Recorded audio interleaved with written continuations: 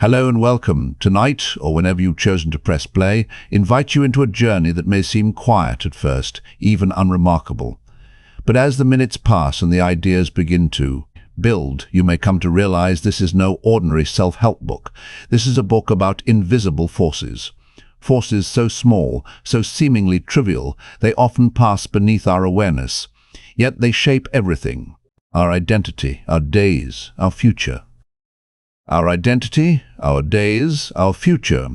This is Atomic Habits, written by James Clear, a thinker, writer, and strategist whose life was quietly transformed not by grand resolutions, but by a slow, intentional accumulation of effort, by habits. That's the journey we're beginning together. Now, imagine for a moment that you're watching a block of ice. It's been sitting in a freezing room. Temperature is slowly rising. Still, nothing happens. 25 degrees, 26, 27, still nothing. 29, 30, and then 32. Suddenly, a drop of water appears, not because of that moment alone, but because of all the silent effort that came before it. That's the power of compound growth.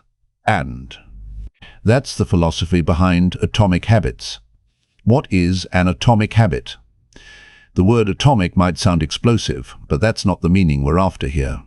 Think about atoms, the smallest possible unit of matter, tiny, foundational, an atomic habit. Then is a small behavior, a daily decision that may seem insignificant in the moment, but over time becomes the building block of a new identity. This book is not about massive, overnight transformation. It's not about motivation hacks or 5 a.m. routines. It's about changing who you believe you are, one small action at a time. James Clear writes, "You do not rise to the level of your goals, you fall to the level of your systems." And that idea is quietly revolutionary, because we've been told that setting big goals is what leads to success. But if systems don't support that goal, you fall every time. The goal to write a novel means nothing without the daily habit of writing. Dream of running a marathon fades fast if the system encourages comfort, not discipline. This book isn't about doing more. It's about doing better, smaller, wiser, smarter. And that's where James Clear's story begins. Story of recovery and revelation. Years before he became a world-renowned author, James Clear was just a teenager. He was standing on a baseball field like he had hundreds of times before. But one swing changed everything. A bat, slipping from a teammate's hand, struck him directly in the face. The damage was catastrophic. Shattered bones, a broken nose, dislodged eyes, a coma, and long months of painful recovery. His dreams of becoming a pro-elite gone, his future uncertain. But in that moment of devastation, something surprising took root. James began to rebuild. Not just his body, but his life, through tiny, intentional habits. He didn't set massive goals. He didn't try to reclaim everything at once. Simply focused on showing up consistently, training a little each day, studying, reading, sleeping early, practicing self-control, slowly creating order out of chaos. It wasn't flashy, it wasn't fast, but it worked. Years later, that quiet dedication would form the basis of a powerful insight. Small habits, when repeated consistently, compound into identity. He became the type of person who was disciplined, focused, resilient, not because he willed himself to be, but because his systems, his habits, supported that version of himself. The 4 laws of behavior change in Atomic Habits. Clear distills the psychology of behavior into a clear, practical framework. This is the heart of the book. The 4 laws of behavior change. Make it obvious. Make it attractive. Make it easy. Make it satisfying. These laws map directly to how habits are formed in the brain through cues, cravings, responses, and rewards. And by understanding them, you can start reshaping your environment, your routines, and your identity. For example, want to read more books? Leave one on your pillow every morning. Want to enjoy working out? Pair it with music you love. Want to eat healthier? Prep meals ahead. Want to stay consistent? Track it with a calendar streak. Simple. Yes, but powerful. And this framework works in reverse. TF, you want to break a bad habit? Invert each law, make it invisible, make it unattractive, make it difficult, make it unsatisfying. What you can expect from this journey as we walk through this book chapter by chapter, you'll notice something. We're not rushing. This isn't a quick fix. This is a journey of understanding. In each chapter, we'll explore the psychology, stories, and strategies behind real behavior change. You'll meet characters from history, sports, science, and everyday life who use tiny atomic habits to shift the course of their lives. You'll learn about the science of dopamine, the role of environment, and how habits are tied to your sense of identity. Most importantly, you'll begin to see how small decisions can shape who you are becoming. Because in the end, Atomic Habits is not a book about productivity. It's a book about possibility. It's about becoming the kind of person who doesn't just hope for change, but lives it one small, deliberate step at a time. So take a deep breath. Let go of the pressure to fix everything, and come with me as we explore a quieter path to greatness. One habit, one choice, one day at a time. Welcome to Atomic Habits, Chapter 1. The surprising power of Chapter 1. The surprising power of Atomic Habits. Atomic Habits. Let me ask you something. When was the last time you felt frustrated about your progress? You were trying to build a new habit, maybe working out, writing more, saving money, and despite your consistent efforts, it felt like nothing was changing. You were showing up and doing the work, but still no results. If that sounds familiar, you're not alone. James Clear opens Atomic Habits with a powerful truth that most people don't want to hear, but absolutely need to understand. Habits are the compound interest of self-improvement. That idea is the heartbeat of Chapter 1. It's the reason this book exists. Once you fully grasp it, you'll stop chasing instant breakthroughs. Instead, begin building quiet revolutions. To make this idea stick, Clear uses a brilliant metaphor, the ice cube. Imagine a room chilled to 25 ZF. There's an ice cube sitting on a table. The temperature begins to rise. 26, 27, 28, tan, still nothing happens. The ice remains frozen. 29, 30, and even. 31, there's no change. At 32, the ice starts to melt. The shift wasn't magical or sudden. It was the result of all the degrees that came before. That's how habits work. Your small actions might seem pointless or invisible, but they aren't wasted. They're stored energy, a series of quiet votes cast for the person you want to become. Eventually, if you stay consistent, the breakthrough happens. This process is what Clear calls the plateau of latent potential. It's that long, invisible stretch between effort and results, the valley where most people give up. You might go to the gym for a month and see no difference. You journal or meditate and still feel anxious. You write daily and your work still feels awkward, so you quit. Not because the method failed, but because you gave up too early during a phase where progress was silently building beneath the surface. Clear reminds us, when you finally break through the plateau of latent potential, people will call it an overnight success. But you know it's the result of all those quiet days you showed up. When it didn't, tea seemed to matter. That's why this chapter isn't motivational fluff, it's a quiet awakening. Here's another surprising insight.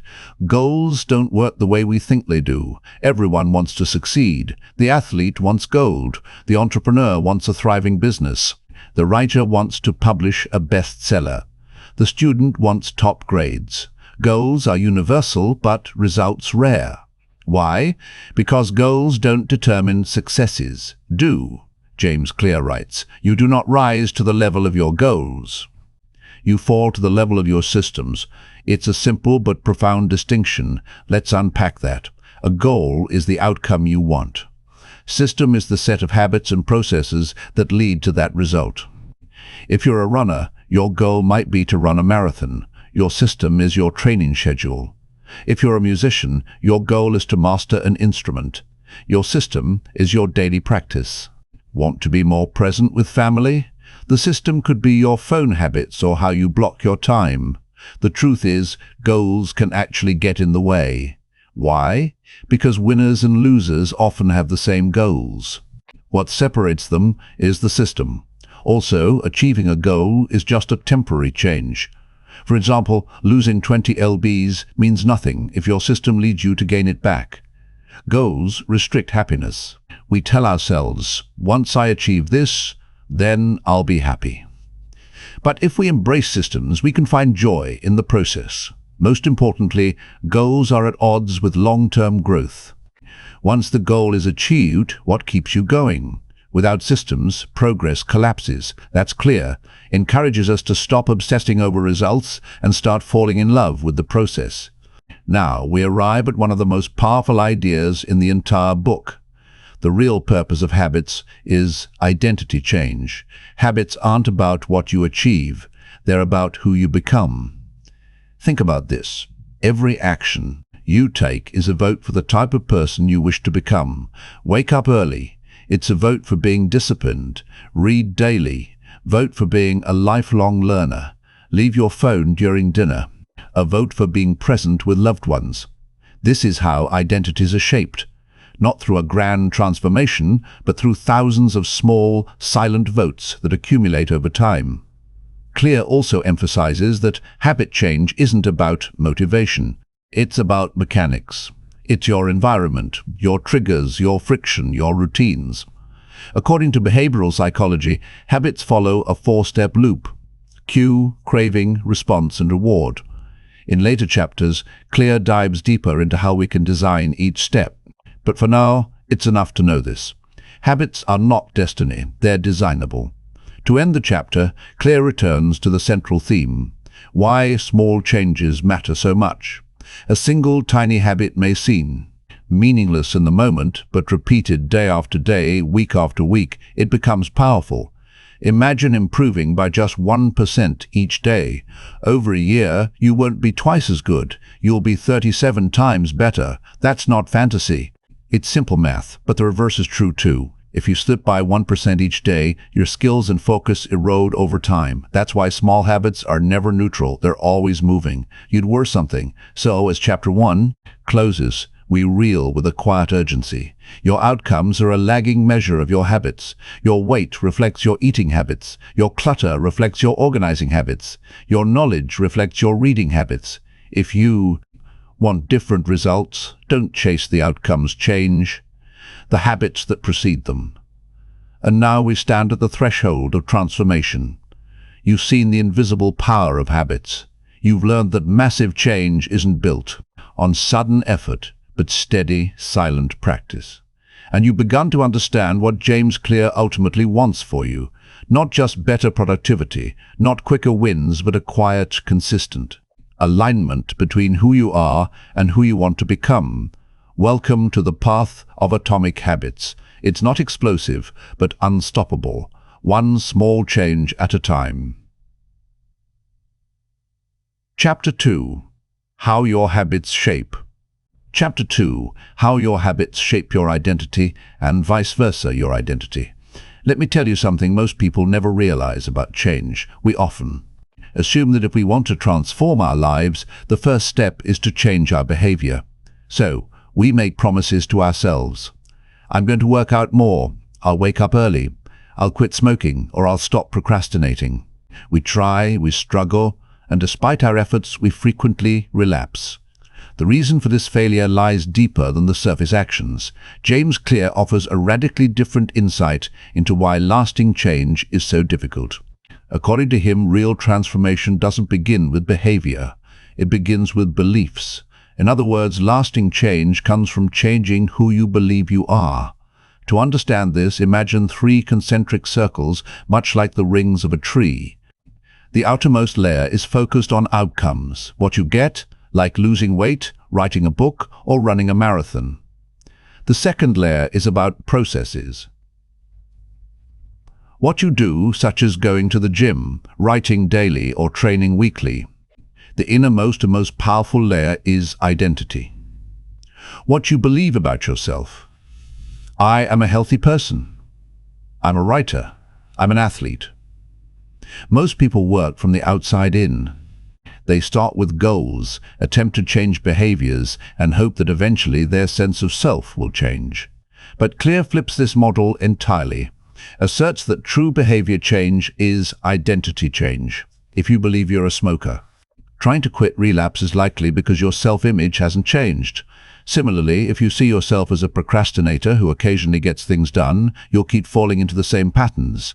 But when your identity shifts, when you truly believe, I'm not a smoker, I'm a focused person, or I'm a runner, the behavior begins to follow naturally. So, where does identity come from? You weren't born thinking you're lazy or undisciplined. These beliefs came from your past experiences, usually small repeated ones. Every action you take is a vote for the type of person you're becoming. Write one sentence, you're a writer. Practice one chord, you're a guitarist. Meditate for 1 minute. You're someone who values presence. No single action will transform your identity, but every consistent act reinforces it. As James Clear puts it, your habits shape your identity, and your identity shapes your habits. This forms a powerful feedback loop where identity drives habits and habits reinforce identity. To bring this concept down to earth, consider two people trying to quit smoking. When offered a cigarette, the first says, "No thanks, I'm trying to quit," while the second replies, "No thanks, I don't smoke." The first still identifies as a smoker resisting temptation. Second has already embraced a new identity. That's the difference between outcome-based and identity-based habits. When your habits align with your identity, there's no inner conflict. You're not resisting your old self, you're living your new one. James Clear offers a simple two-step process for building identity-based habits. First, decide the kind of person you want to be. Second, prove it to yourself with small wins. If you want to be the kind of person who moves every day, start with a walk or a stretch. If you want to prioritize mental clarity, meditate for 60 seconds, turn off notifications, or journal one line. The key is consistency, not perfection. You don't have to run 5 miles to be a runner, you just have to run regularly, even a little, because identity isn't declared, it's earned through action. Every small win is a brick in the foundation of your future self. This approach also solves a deeper issue, motivation. When your actions stem from identity, you don't wake up debating with yourself. You're not asking, should I go to the gym today? You simply know, I'm the kind of person who doesn't skip workouts. This internal alignment eliminates friction. Your actions become expressions of your beliefs, not battles against your impulses. As Clear reminds us, every action you take is a vote for the type of person you wish to become. No single instance will transform your beliefs. But as the votes build up, so does the evidence of your new identity. But belief is fragile, especially when shaped by past failures. No, many people want to build better habits, but deep down don't believe they can. They carry old stories. I've never been disciplined. I always fall off track. I'm just not that kind of person. These are not truths or past-based narratives. The reality is you're not bound by your past. You're not doomed to repeat it. You simply haven't cast enough votes for a new version of yourself. Every repeated action is proof. Over time, this proof becomes belief, and that belief becomes identity. James Clear encourages us to ask a powerful question. Who is the type of person that could get the outcome I want? Instead of focusing solely on results, focus on becoming the kind of person who naturally achieves those results. If you want to lose weight, become someone who doesn't miss workouts. If you want to write a book, become someone who writes every day. If you want to be present with family, become someone who silences distractions at home. It's not about being perfect. It's about creating alignment between your actions and your ideal self. This is where psychology adds something profound, what researchers call self-signaling. We interpret our own actions as evidence of who we are. When you show up even on the hard days and follow through even when no one is watching, you begin to believe, I'm that kind of person. Once your identity shifts, your brain wants to stay consistent with that belief. You won't want to betray your new self-image. This creates a powerful internal compass, one that continues guiding you even when motivation fades. Ultimately, James Clear doesn't just teach how to hack habits. He teaches how to become someone new, quietly, deliberately, through repeated actions. As this chapter closes, remember, habits aren't just tools for productivity. They are mirrors reflecting your identity. Every small habit is a vote for the person you want to be. You don't need to start big. You just need to start intentionally. Because when your identity is the foundation, your daily actions align with your future self. Change no longer feels like forcing something unnatural. Feels like coming home. Chapter 3. How to build better. Chapter 3. How to build better habits in 4. Simple steps, habits in 4 simple steps. Think about a habit you have. Maybe it's brushing your teeth, checking your phone, reaching for coffee, or glancing at your reflection before walking out the door. Ease. Actions often happen without conscious thought. You don't pause to decide, to simply respond. And that's where James Clear introduces something remarkable. Whether you realize it or not, every habit, good or bad, follows the same neurological pattern. This chapter is about decoding that invisible script and using it to your advantage. Because when you understand how habits work, you can learn to design them with intention and purpose. Hi, the habit loop. Decades of behavioral psychology from Pavlov to Skinner have uncovered a profound truth. Habits are not random. They follow a predictable loop consisting of 4 stages. Cue, the trigger that initiates the behavior. Craving, the motivational force or desire behind it. Response, the behavior you perform. Reward, the benefit that tells your brain, do this again. Here's a simple example to illustrate. You walk into a dark room you want to see. You flip the light switch. The room lights up. Your brain recognizes the success of the action and stores it. So next time, it becomes automatic. Why this loop matters. Understanding this loop is powerful because it gives you control. If you want to build a good habit, you need to create a clear cue. Attach it to a strong craving. Make the response easy and ensure the reward feels satisfying. If you want to break a bad habit, you reverse the process. Make the cue invisible, the craving unattractive, the response difficult, and the reward unsatisfying. But James Clear takes this even further by transforming this neurological pattern into a practical tool called the 4 laws of behavior change. A framework that helps anyone trying to form or break a habit. The 4 laws of behavior change. Here are the 4 laws, each corresponding to a stage in the habit loop. Make it obvious you can't act on what you don't notice. Visibility is the first step. Want to go to the gym? Lay out your clothes the night before. Want to drink more water? Keep a bottle where you can see it. Make it attractive. We're drawn to things that are appealing. Pair your habit with something enjoyable, like listening to your favorite playlist while working out or enjoying a treat after completing a task.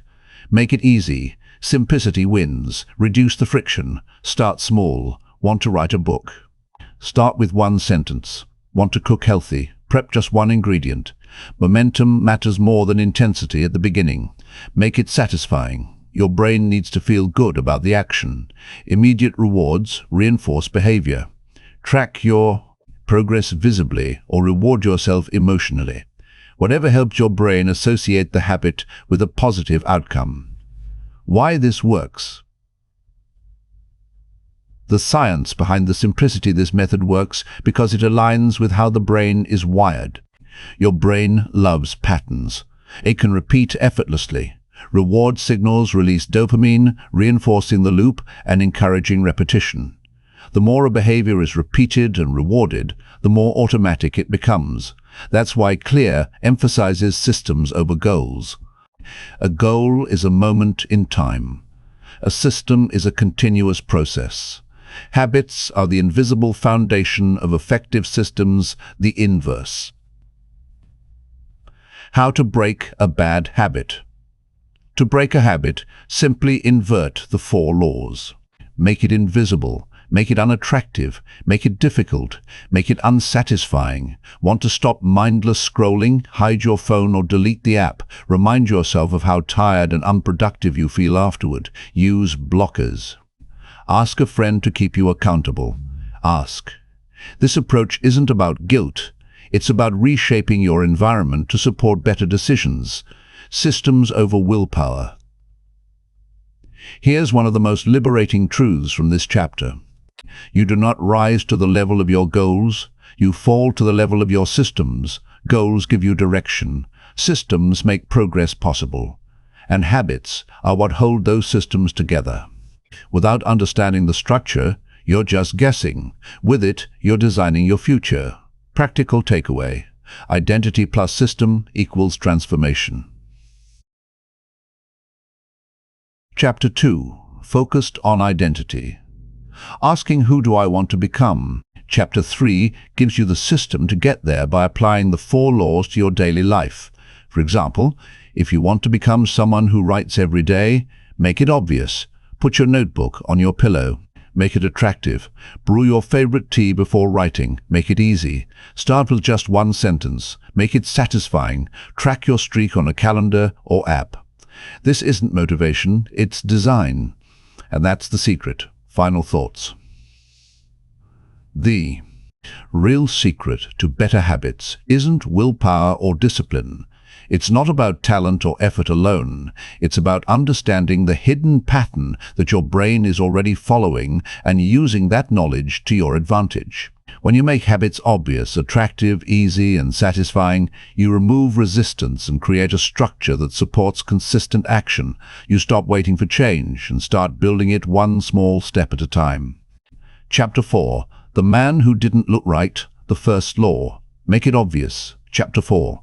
The Man Who Didn't Look Right. There's a moment in this chapter, quiet, almost casual, that lingers in your mind long after you've turned the page. James Clear opens with a story that at first glance appears unremarkable. A woman working in a hospital notices something off about a patient. There are no alarms. The monitors don't show anything unusual. All the data looks fine. She says something most others wouldn't. He just didn't look right. And that subtle, almost instinctive feeling saves the man's life. This phenomenon is called situational awareness. The ability to detect subtle changes in your environment and recognize patterns before they develop into problems. In high-stakes fields like medicine, it can be the difference between life and death. But situational awareness isn't only for emergency rooms and operating tables. In everyday life, it marks the boundary between living intentionally and drifting aimlessly. This chapter delves into that razor-thin edge awareness sand. Why the ability to notice what is happening around and within you is the foundation of all meaningful habit change. Habits begin with awareness. One of the key truths about habits is that most of them operate beneath our conscious radar. We don't typically make a deliberate decision to open our phones and start scrolling.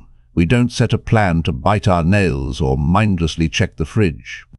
These actions just ... happen, and that is the hidden danger of unconscious behavior.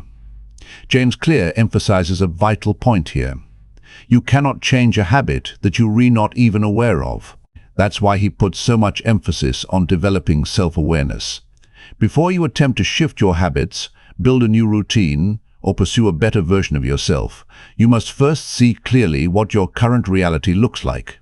The habit scorecard, bringing the invisible to light to aid this process of self-discovery. Clear introduces a deceptively simple yet powerful tool, the habit scorecard. The instructions are straightforward. Write down every habit you typically perform in a day. Then label each one as positive, negative, or neutral. For example, wake up, drink water, skip breakfast, commute to work, read during lunch, watch YouTube for an hour, brush teeth. That's it. The goal here is not to pass judgment or shame yourself into change. The goal is simply to see yourself more clearly. This exercise allows you to become the observer of your own behavior rather than just the performer of it. And when you finally see the full picture, a powerful shift occurs. You stop blaming yourself in vague, unhelpful ways, telling yourself you're just lazy or undisciplined. Instead, you begin to notice systems. You might realize, oh, I always open TikTok after lunch, or I snack the most when I sit in the living room. These are not random, they are cues. Recognizing cues is the essential first step toward rewiring your habits. Awareness, the hidden superpower. Let's take a step back and reflect on this. Habits shape our lives, but our awareness shapes our habits.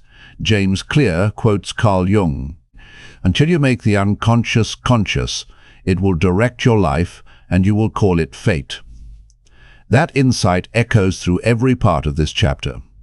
Many of the problems we face procrastination, distraction, overeating, poor sleep aren't actually failures of discipline or motivation. They're failures of awareness. Awareness is like a form of pattern recognition, and once you recognize a pattern, you can redesign it. How identity ties into awareness. Back in Chapter 2, Clear introduced the concept that true, lasting habit change is tied to identity. In this chapter, that idea takes on deeper meaning. Let's say you become aware of a habit loop you follow almost every night. Netflix gives snacks, gives scrolling, gives guilt. Most people try to escape this loop through sheer willpower, by deleting apps, throwing out the snacks, or making promises to themselves. But Clear offers a more effective approach. Dante, just change the behavior. Change your awareness of what the behavior does for you and what it says about your identity. Ask yourself, what is this loop doing for me? What emotions am I feeling when I start it? Who do I believe I am in this moment? Maybe that loop soothes your anxiety. Maybe it numbs feelings of loneliness. Maybe it reinforces a quiet belief that you always give in or never follow through. Suddenly, what looked like a simple bad habit reveals itself as a story you've been telling about who you are. Because habits are not only actions, they are also reflections of identity. And now we circle back to the story that opened this chapter. The nurse who saved her patient did so not because of data or machines, but because she had developed a deep awareness. She had absorbed countless patterns over the years and sharpened her senses to the point that she felt when something was wrong. Even if she couldn't immediately explain why, that's the level of awareness we're working toward. Doesn't happen in a day. It builds slowly through repeated small acts of noticing. The practical to implementation intention. Once you become aware of a habit you want to change, the next step is to make that habit intentional. This is where Clear introduces one of the most effective strategies in behavioral psychology: implementation intentions. Instead of vaguely hoping to change, you set a concrete plan using this formula. I will behavior at time in location. Examples: I will do 10 push-ups at 7:30 a.m. in my bedroom. I will write for 15 minutes at 8:00 p.m. at my desk. It may sound overly simple, but the data is overwhelmingly clear. People who make specific scheduled plans are dramatically more likely to follow through. Why is that? Because vague intentions get steamrolled by the momentum of daily life. Clear, deliberate plans give shape to our goals. Take the awareness we've developed and channel it into action. Implementation intentions are how awareness becomes transformation, from awareness to accountability. As the chapter draws to a close, there's a subtle yet powerful shift in tone. Once you start seeing your habits clearly, once you name them and plan around them, your entire environment begins to evolve. Your sense of self begins to shift. You are no longer simply reacting to the world. You are designing your life. This isn't about fighting old habits with brute force. It's about replacing confusion with clarity. And that clarity, James Clear reminds us, so it often separates those who succeed from those who don't. So take a moment as you finish this chapter. Breathe, reflect, ask yourself, what are your current habits telling you about your identity? Which ones support the person you want to become? Which ones are holding you back? Perhaps most importantly, can you see yourself clearly enough to begin again, this time intentionally? Because awareness is not flashy. It doesn't scream for attention, but in the quiet, steady way that truly matters, it shapes everything. Chapter 5. The best way to start a new habit. 5. The best way to start a new habit. You wake up and reach for your toothbrush. After your shower, you naturally turn toward the kitchen. Following your morning coffee, you might instinctively check your phone. These moments are not random. They're anchors, embedded rhythms in your day that happen almost without conscious thought. What James Clear highlights in this chapter is just how powerful these anchors truly are. With a small shift in design, they can serve as the foundation for any new habit you wish to adopt. This chapter introduces the concept of habit, stacking a method so straightforward and effective that it becomes the silent structure behind lasting personal change. The power of anchoring. Why, when matters more than what? Clear begins by pointing out a critical misunderstanding. Most people believe they lack motivation, but in reality, they lack clarity. We often declare our intentions. I want to read more. I want to meditate. I want to eat healthier. But we rarely define when and where these habits will take place. Without specific anchors in time and space, these intentions float unmedi. This is where the concepts of implementation, intentions, and habit stacking prove essential. Rather than building a habit from nothing, you attach it to something you already do. It's not about inventing a new routine, but about fitting a new action into the structure that already exists, like placing a final piece in a puzzle. Habit stacking, the formula that builds behavior. Clear introduces a powerful yet simple formula. After current habit, I will new habit. That's the entire strategy. Consider the following examples. After I pour my cup of coffee. In the morning, I will meditate for 1 minute. After I take off my work shoes, I will immediately change into workout clothes. After I brush my teeth, I will write down one thing I'm grateful for. After I sit down to dinner, I will say one kind thing to my partner. This method works because your brain already recognizes and trusts the original cue. You've performed these anchor behaviors hundreds of times. Now, by sliding a new behavior into the sequence, the brain begins to adopt it automatically. Over time, this pairing becomes second nature, which is the essence of habit formation. Reliable cues triggering consistent actions. Why timing and location matter more than willpower. Research cited by Clear emphasizes that the specificity of a cue greatly increases the likelihood that a habit will stick. Compare these two statements. I'll meditate every day versus I'll meditate for 1 minute after I pour my morning coffee at 7:30 a.m. In the kitchen, the latter is far more actionable. It's not about relying on motivation, it's about reducing friction. When the steps are clear and flow smoothly, your brain will follow through with minimal resistance. This isn't about forcing change, it's about designing it into your life. How to choose the right anchor habit. Not every existing habit is a strong anchor. Some are inconsistent, lack a defined time or place, or are emotionally draining to build a reliable habit stack. Your base habit should be stable, occur in a consistent location, and be emotionally neutral or positive. Examples of ideal anchor habits include waking up, brushing your teeth, making coffee, taking a shower, closing your laptop, turning off the TV, and getting into bed. Once you've identified a strong anchor, simply pair the new habit directly after it. The neuroscience of cues and routine beneath the surface, something fascinating is happening in your brain. Every time you respond to a cue with a repeated action, your brain begins forming a chunk of behavior and neural loop that ties the cue to the action. With each repetition, the connection strengthens and the behavior becomes more automatic. Eventually, the cue alone will trigger the habit. This is how a deliberate choice becomes second nature, requiring less mental energy. Habit stacking accelerates this process by using trusted cues to forge these connections quickly and reliably. Habit stacks and identity. This method also connects deeply with the concept of identity-based habits introduced earlier in the book. Every habit you perform is a vote for the kind of person you want to become.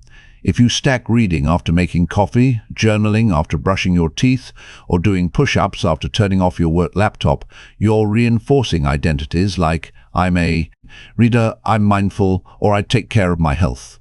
Habit stacking then becomes more than a behavioral toollet, becomes a daily narrative about who you are becoming. Experimenting with your stack, a realistic approach. Clear advises starting small. Don't attempt to stack 10 habits at once. Begin with one habit so small it almost feels silly. One push-up, one page, one breath. Once that small stack becomes stable, you can expand. For example, a larger chain might look like this. After I pour my coffee, I will meditate. After I meditate, I will write in my gratitude journal. After I journal, I will open my laptop and begin my most important task.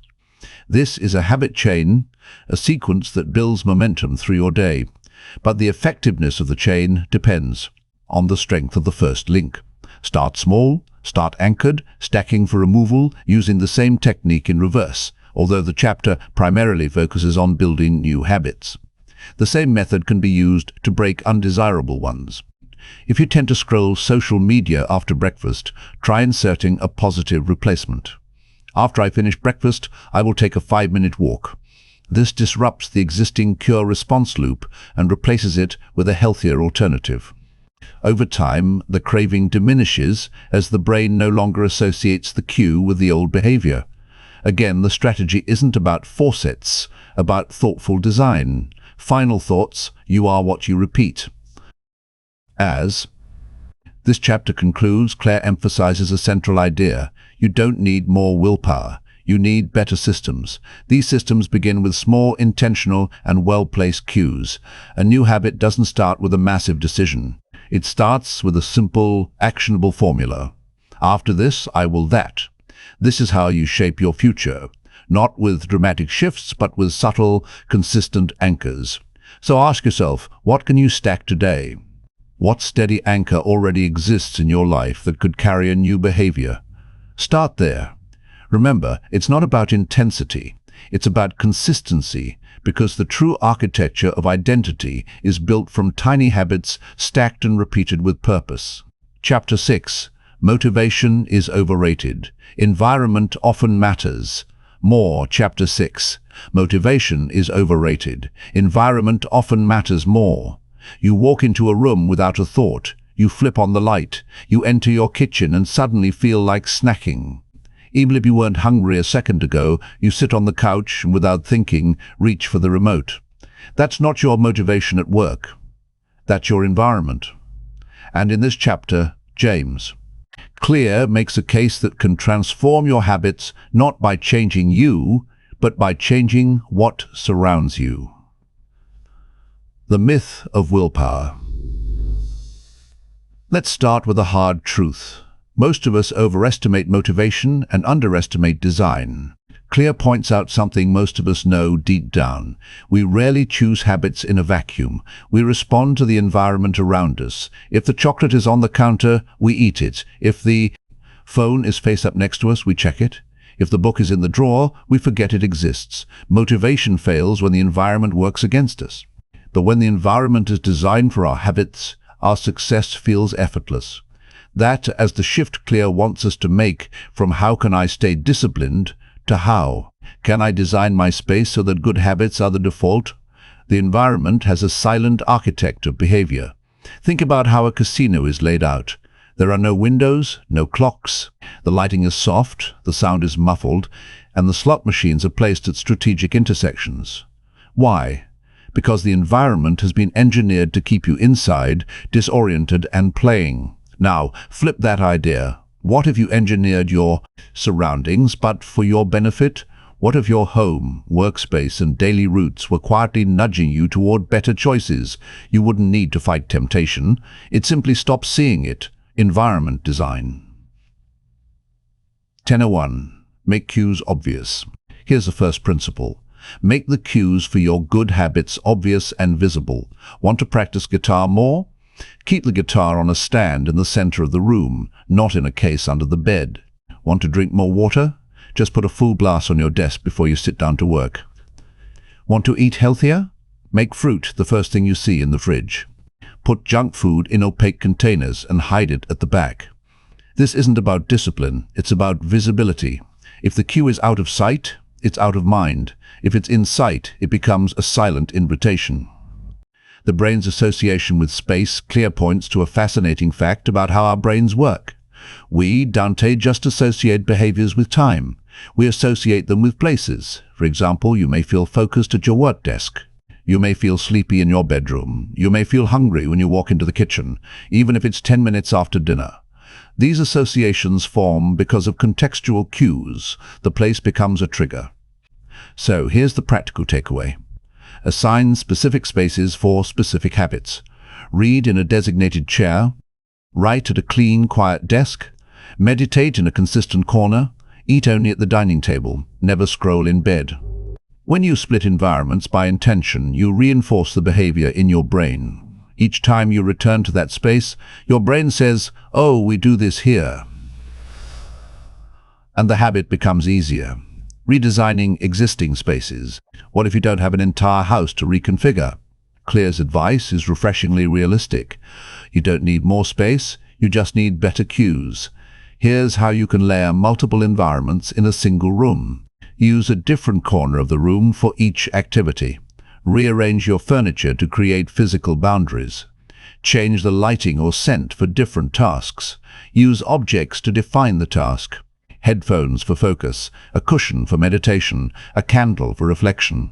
Even slight tweaks like turning your chair to face a different direction can tell your brain this is a new mode. The clearer the boundary, the easier the habit. The inverse is also true. Remove the cues for bad habits. Just as you make good cues visible, you make bad cues invisible. This is the second pillar of environment design. It's easier to avoid temptation than to resist it. Claire offers practical examples.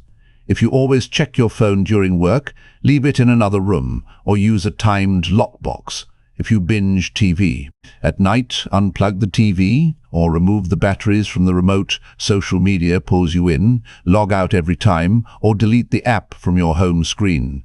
The idea is simple. Make the bad habits harder. Make the good ones frictionless. You don't need to overpower a bad habit. You just need to trip it up. Shape the room to shape the routine. Let's zoom out.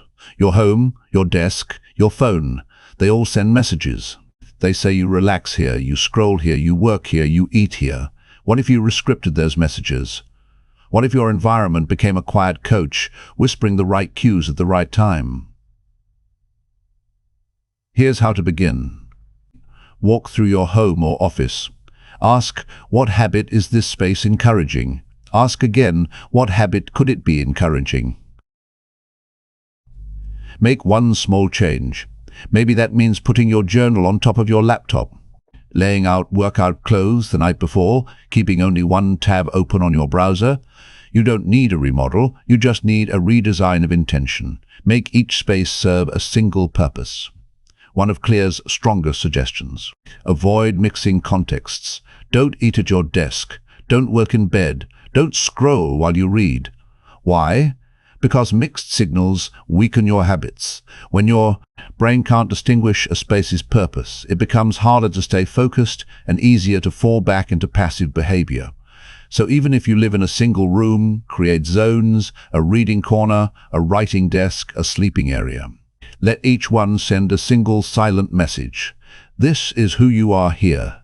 Your environment is always evolving. So should your design finally clear reminds us, environment design isn't one and done, it's ongoing. Your needs change, your routines change, your life changes. So revisit your spaces regularly. Ask, is this space still serving the habit I want? What's distracting me here? What small change would make this easier? Remember, the design is never final, it evolves with you. Summary, let the space do the work. Let us end with a recap of what you've learned in this chapter. Willpower is a poor, long-term strategy. Environment is a quiet, consistent force. Cues drive behavior, so make the good ones obvious and the bad ones invisible. Assign each space a specific purpose to reinforce identity-based habits. Start small. One space. One. Tweak one habit at a time. The question isn't, how do I stay disciplined? The better question is, how can I make it easier to do the right thing? And often the answer isn't internal. It's right in front of you. As you move forward, consider what is your environment saying to you and what could it say if you rearranged it with purpose. Because your habits aren't just shaped by what's inside you, they're shaped by what surrounds you. Chapter 7. The secret to Chapter 7, the secret to self-control. Self-control. We often admire people who appear to have extraordinary self-control. Whether it's the monk who can resist anger, the athlete who never misses a training session, or the friend who's immune to the allure of junk food, social media, or late-night distractions, they seem to possess a kind of superhuman willpower. But James Clear challenges this traditional view. According to him, disciplined people are not inherently better at resisting temptation. They're just better at avoiding it. Let that idea settle for a moment. The truth is, most people who seem to have great willpower aren't constantly fighting urges. They've simply created a life where those temptations don't regularly arise. This, Clear argues, is the real and often misunderstood secret to self-control. The illusion of willpower. Consider this scenario. There's a plate of warm, inviting donuts on your kitchen counter. You walk past it 10 times a day, and each time you have to mentally tell yourself, don't eat one. That's what most of us think self-control looks like, repeated, deliberate acts of restraint. But this process is exhausting. Even if you manage to resist every time, each instance chips away at your mental energy just a little bit. Now imagine an alternative situation. The donuts aren't in the house at all. You don't see them, so you don't think about them. Suddenly, not eating a donut isn't a test of strength. It's a non-issue. Clear puts it simply, it's easier to practice self-restraint when you don't have to use it. Could-driven behavior. Why temptation works on us. To truly understand why temptation affects us, we need to revisit the idea of the habit loop. Every habit begins with a cue, something that grabs your attention. Here's the fascinating part. You can't crave what you don't notice. You don't start craving cookies unless you see them. You don't feel the urge to scroll through your phone unless it buzzes or lights up. You don't feel the itch to shop unless you're in a store or scrolling through a shopping app. Cues are what trigger cravings, and those cravings then lead to action. That's why Clear insists that mastering temptation is about building ironclad discipline. It's about cutting off the cue before it can spark desire. Remove the cue, remove the temptation. James Clear tells the story of a man who lost over 100 pounds, not through harsh diets or extraordinary willpower, but by systematically removing the triggers that led to poor choices. This man stopped watching cable TV to avoid mindless late-night snacking. He left his phone in another room during meals to remain present and prevent boredom eating. He packed healthy lunches ahead of time so that when lunchtime came, junk food wasn't even an option. Each of these small intentional changes removed a cue from his environment. He wasn't in a constant battle to resist.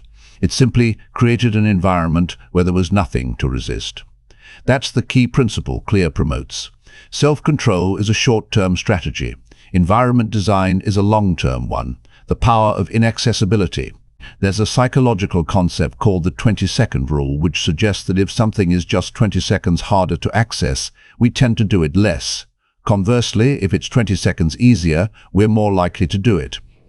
Slight delay or ease can be incredibly effective in shaping habits. If you want to curb a bad habit, make it inconvenient, make it less visible, make it even a little bit annoying to access. For example, unplug your TV and put the remote in a drawer. Delete tempting apps or move them to a hidden folder on your phone. Use app blockers or set timers to create a barrier before you can use certain apps. If you're trying to avoid impulse purchases, leave your wallet at home when passing by your favorite stores. The goal is to create just enough friction that your automatic behavior gets disrupted before it can turn into action. People with high self-control rarely use it. One of the most powerful revelations in this chapter is that people with high self-control actually spend less time in situations that test it. They don't succeed because they fight temptation better. They succeed because they avoid the fight altogether. They don't keep junk food in the house. They don't go to bars if they're trying to quit drinking. They don't charge their phones next to their beds. They leave them across the room or in another space entirely.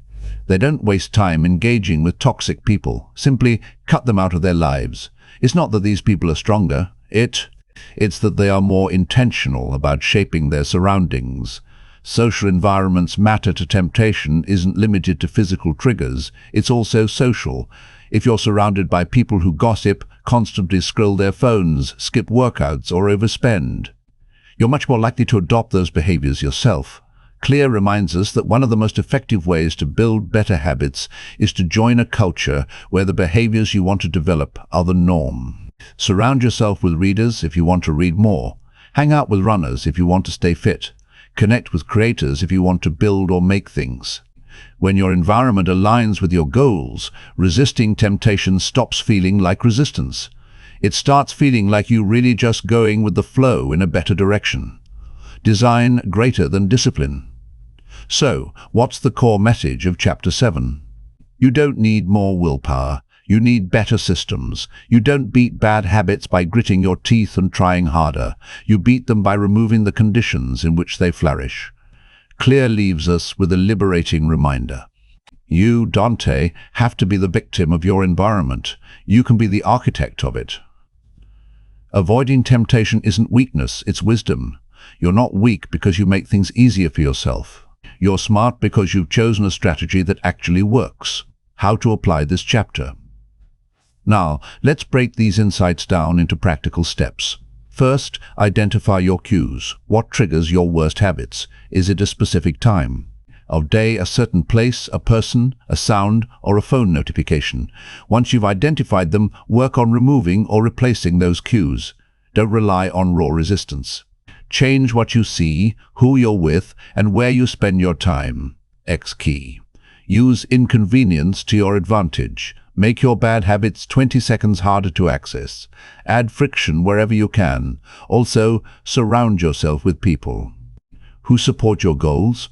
Join communities that embody the behavior you want to adopt. Let social pressure work in your favor.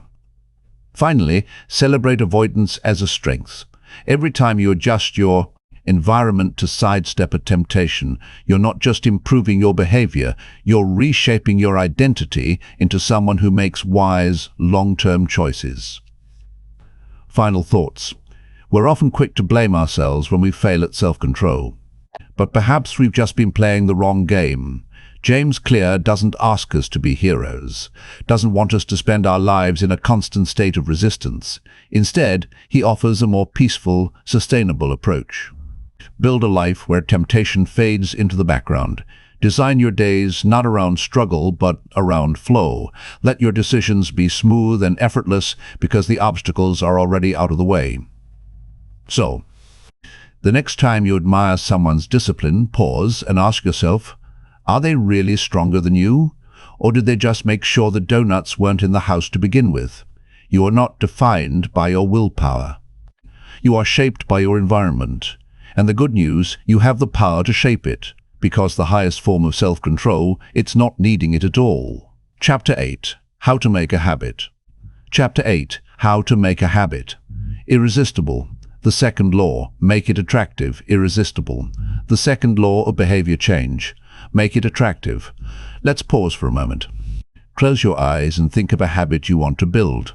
Maybe it's exercising daily, eating healthier, reading every night, or practicing gratitude. Now ask yourself, does that habit feel attractive? Or does it feel like a chore, a duty, something you should do rather than something you want to do?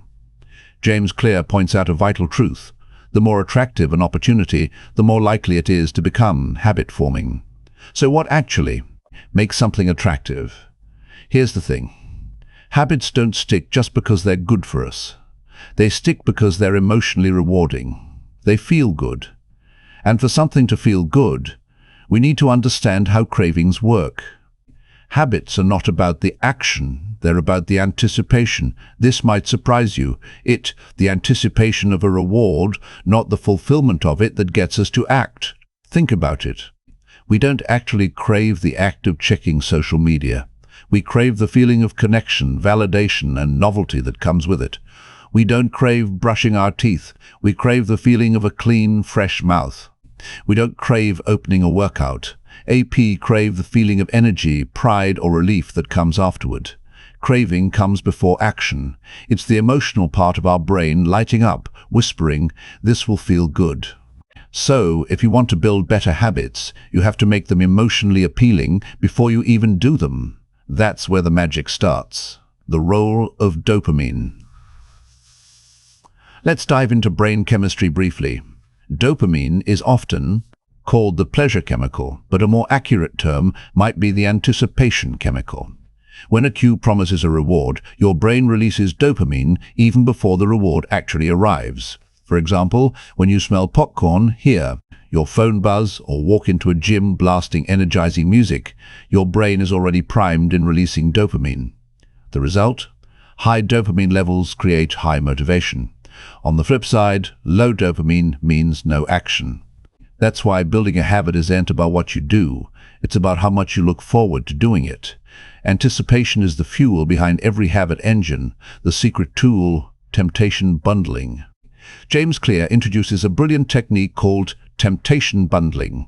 Based on research by behavioral economist Katie Milkman, the core idea is simple. Pair an action you want to do with an action you need to do. For example, only listen to your favorite podcast while exercising, only watch Netflix while folding laundry, only drink your favorite coffee after writing a journal entry, only scroll through Instagram after completing 10 pages of reading. This works because you're reattaching an instant emotional reward, the thing you crave to a long-term beneficial habit, the thing you're retrying to build. The habit becomes emotionally irresistible, not because the action has changed, but because your experience of it has. How culture shapes what we crave, but cravings don't just come from biology. They're deeply shaped by culture. Clear reminds us we tend to imitate the habits of three groups, the close of many and the powerful. Let's break this down. First, the close we adopt behaviors from the people we see every day. If your partner meditates, you're more likely to start meditating. If your roommate eats clean, you'll find yourself reaching for healthier meals. Proximity breeds imitation. Then comes the many. Social proof is incredibly powerful. If everyone in your office takes afternoon walks, you'll probably want to join them. If all your friends use a budgeting app, your curiosity will kick in. We crave belonging even more than we crave discipline. Finally, we have the powerful.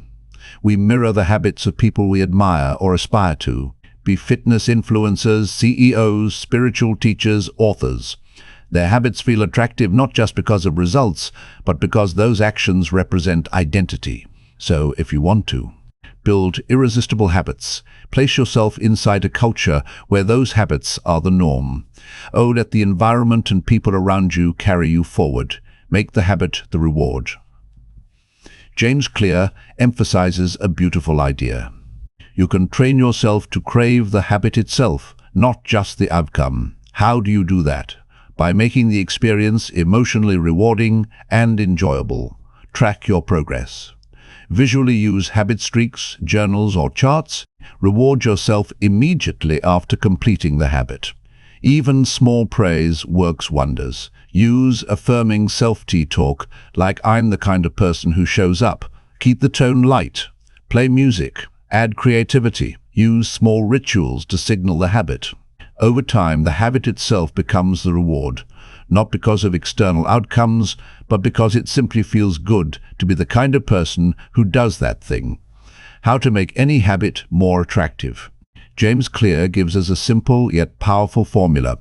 Habits equals Q plus craving plus response plus reward. So to make it attractive, your job is to focus on the craving layer. Here's how you do it.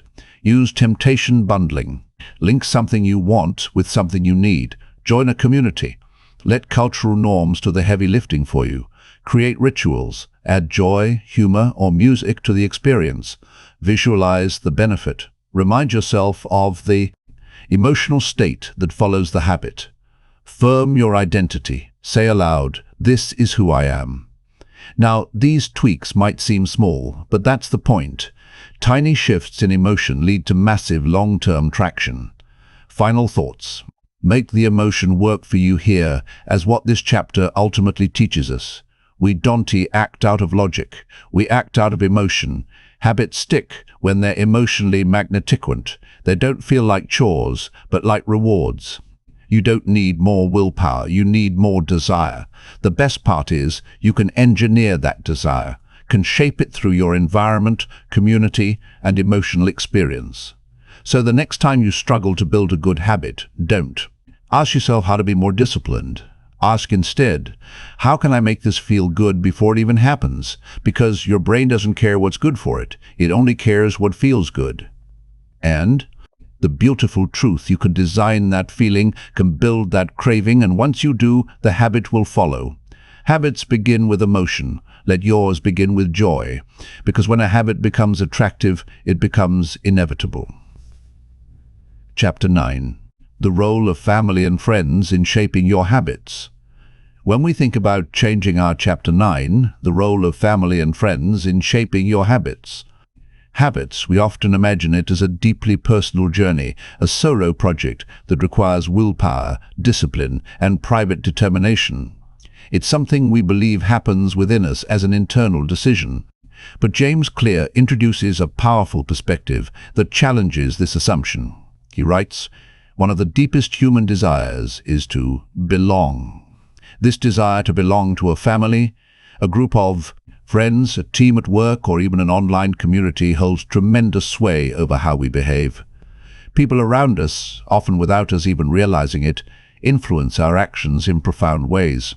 The truth is, you can set out to change your habits alone, can make all the right plans, and set clear goals. But if the people closest to you, a tribe you live, work, or socialize with aren't aligned with that goal, the gravitational pull of wanting to fit in can overpower even the strongest sense of motivation. This chapter is about recognizing and using that invisible force of social influence. It's about understanding how your relationships shape your behavior and how you can turn that force to your advantage. Think about your own habits for a moment. Now ask yourself, where did they come from? You might find that many of your daily routines aren't entirely your own creation. Maybe you drink the same kind of coffee your partner likes. Perhaps your workout habits soar. Lack of them mirror those of your closest friends. Your approach to money, whether you save, spend, or shop impulsively, might closely resemble that of your family or social circle. Even the way you speak, dress, and behave is likely influenced by the people you spend the most time with. This isn't just coincidence, it's a product of conformity. James Clear explains, when changing your habits means challenging the tribe, change is unattractive. When changing your habits means fitting in with the tribe, change is very attractive. This is a vital insight. We're social creatures, and we naturally imitate the behaviors of those we admire, love, or depend on. So, A. Smart question to ask ourselves is, how can we find a tribe where the behavior we desire is considered normal? Clear outlines, 3 layers of imitation, 3 groups of people whose habits we tend to adopt, often unconsciously. The first group is the close, our family and friends. These individuals have the most powerful influence on us simply because we spend the most time with them. Proximity amplifies their emotional impact. If your friends regularly go to the gym, there's a high chance you'll eventually join in. If your partner eats vegetarian, you might be inspired to try it. If your roommate studies late into the night, you'll likely follow that pattern. You don't need to be told what to do. Just being around them shapes your habits by osmosis. The second group is the many, the influence of social norms. Imagine walking into a quiet restaurant where everyone is whispering. You'll instinctively lower your voice. Think about your first day at a new job when you're unsure of how to behave. What do? You watch everyone else and copy them. That's how human beings avoid social rejection. We model ourselves on what we see others doing. As Clear puts it, most days we'd rather be wrong with the crowd than right by ourselves. That's how deeply we're wired for conformity. The third layer is the powerful, those with status. We don't just copy our peers. We also mimic people we look up to. These are the respected, the successful, the wise, the attractive. If someone we admire writes every day, meditates, runs marathons, reads deep books or journals each morning, we want to be like them, begin to copy their routines, not just because of what they do, but because of who they are. This is the key to forming new habits.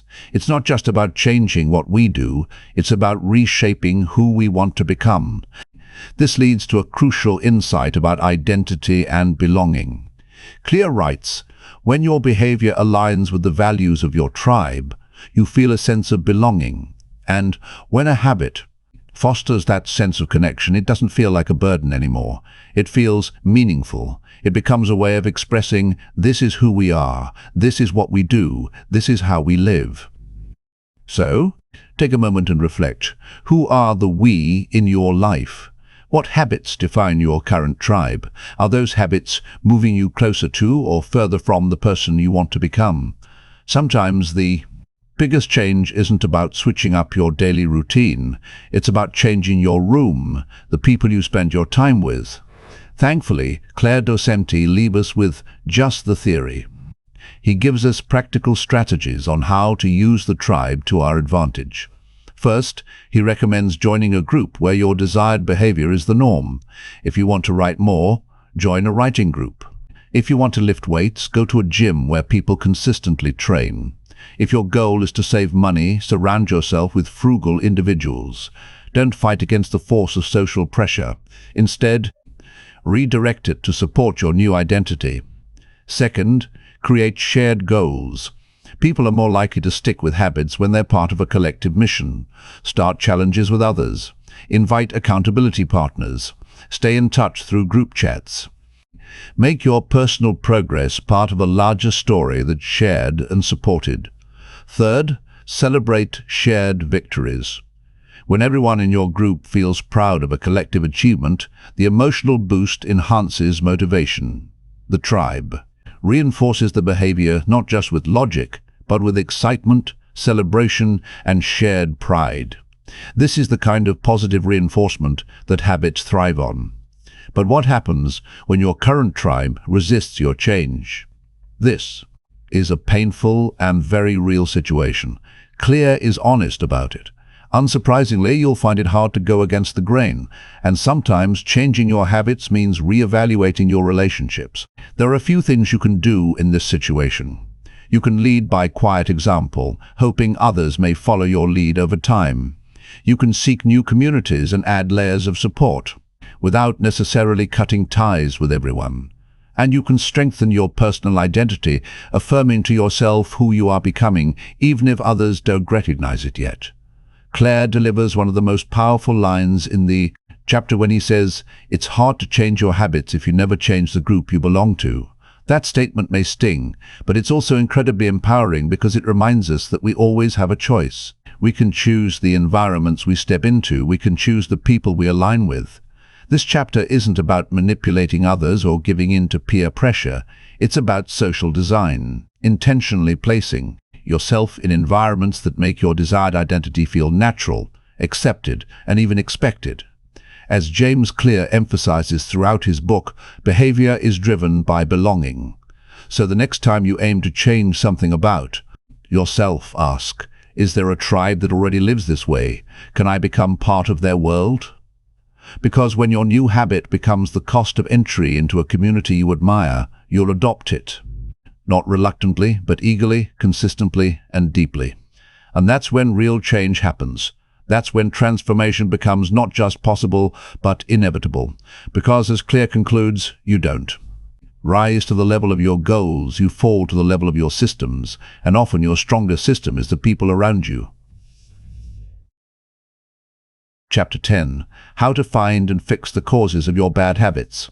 James Clear opens this chapter. Chapter 10. Walk slowly, but never backward. The third law. Make it easy with a powerful insight. Bad habits are autocatalytic. The process feeds itself. This means that bad habits often perpetuate themselves in a self-reinforcing loop. Picture this. You feel anxious, so you scroll your phone. Then you feel guilty, which only leads you to scroll more. Or you might feel bored, so you snack. Then you feel sluggish, and again you reach for food. These behaviors are not random, nor are they simply signs of weakness.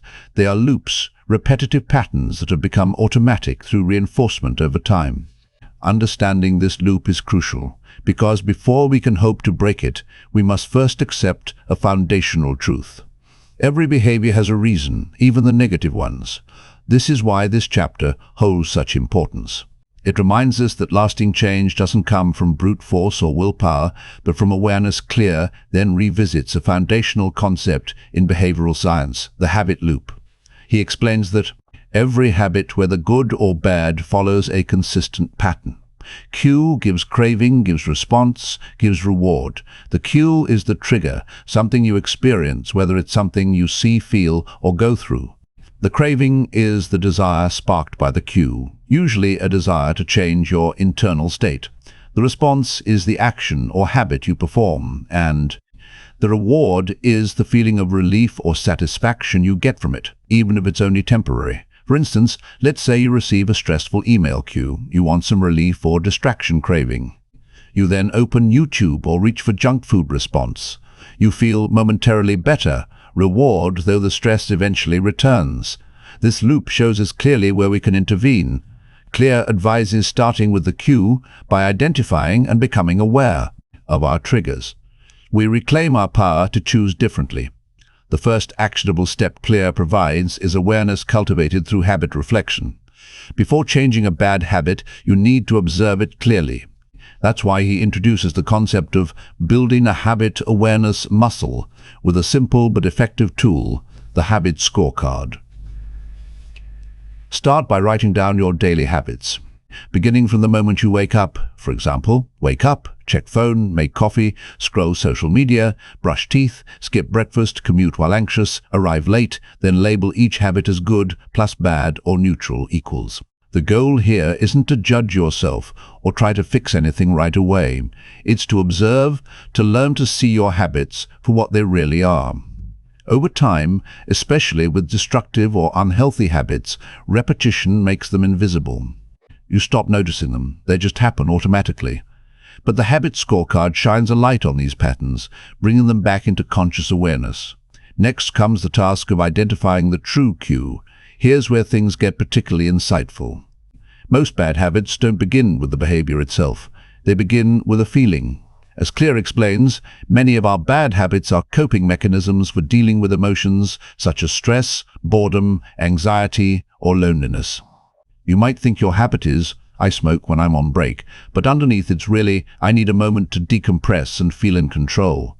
Or you may say, I stay up late watching TV, but the deeper truth is I'm dreading tomorrow and trying to delay it.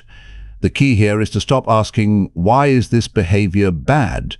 And instead ask, what problem is this habit trying to solve? Or what emotion is this habit helping me escape? Or what deeper need is this behavior pointing to? These reflective questions often lead to breakthroughs, revealing the emotional architecture behind your habits. Once you've identified the cues and emotional drivers, you can begin to cut bad habits off at the source. This involves making intentional changes to your environment before the craving even begins. Clear shares some of his favorite strategies for this. The first is to make the cue invisible. If you're trying to stop eating junk food, don't leave. Chips out on the kitchen counter.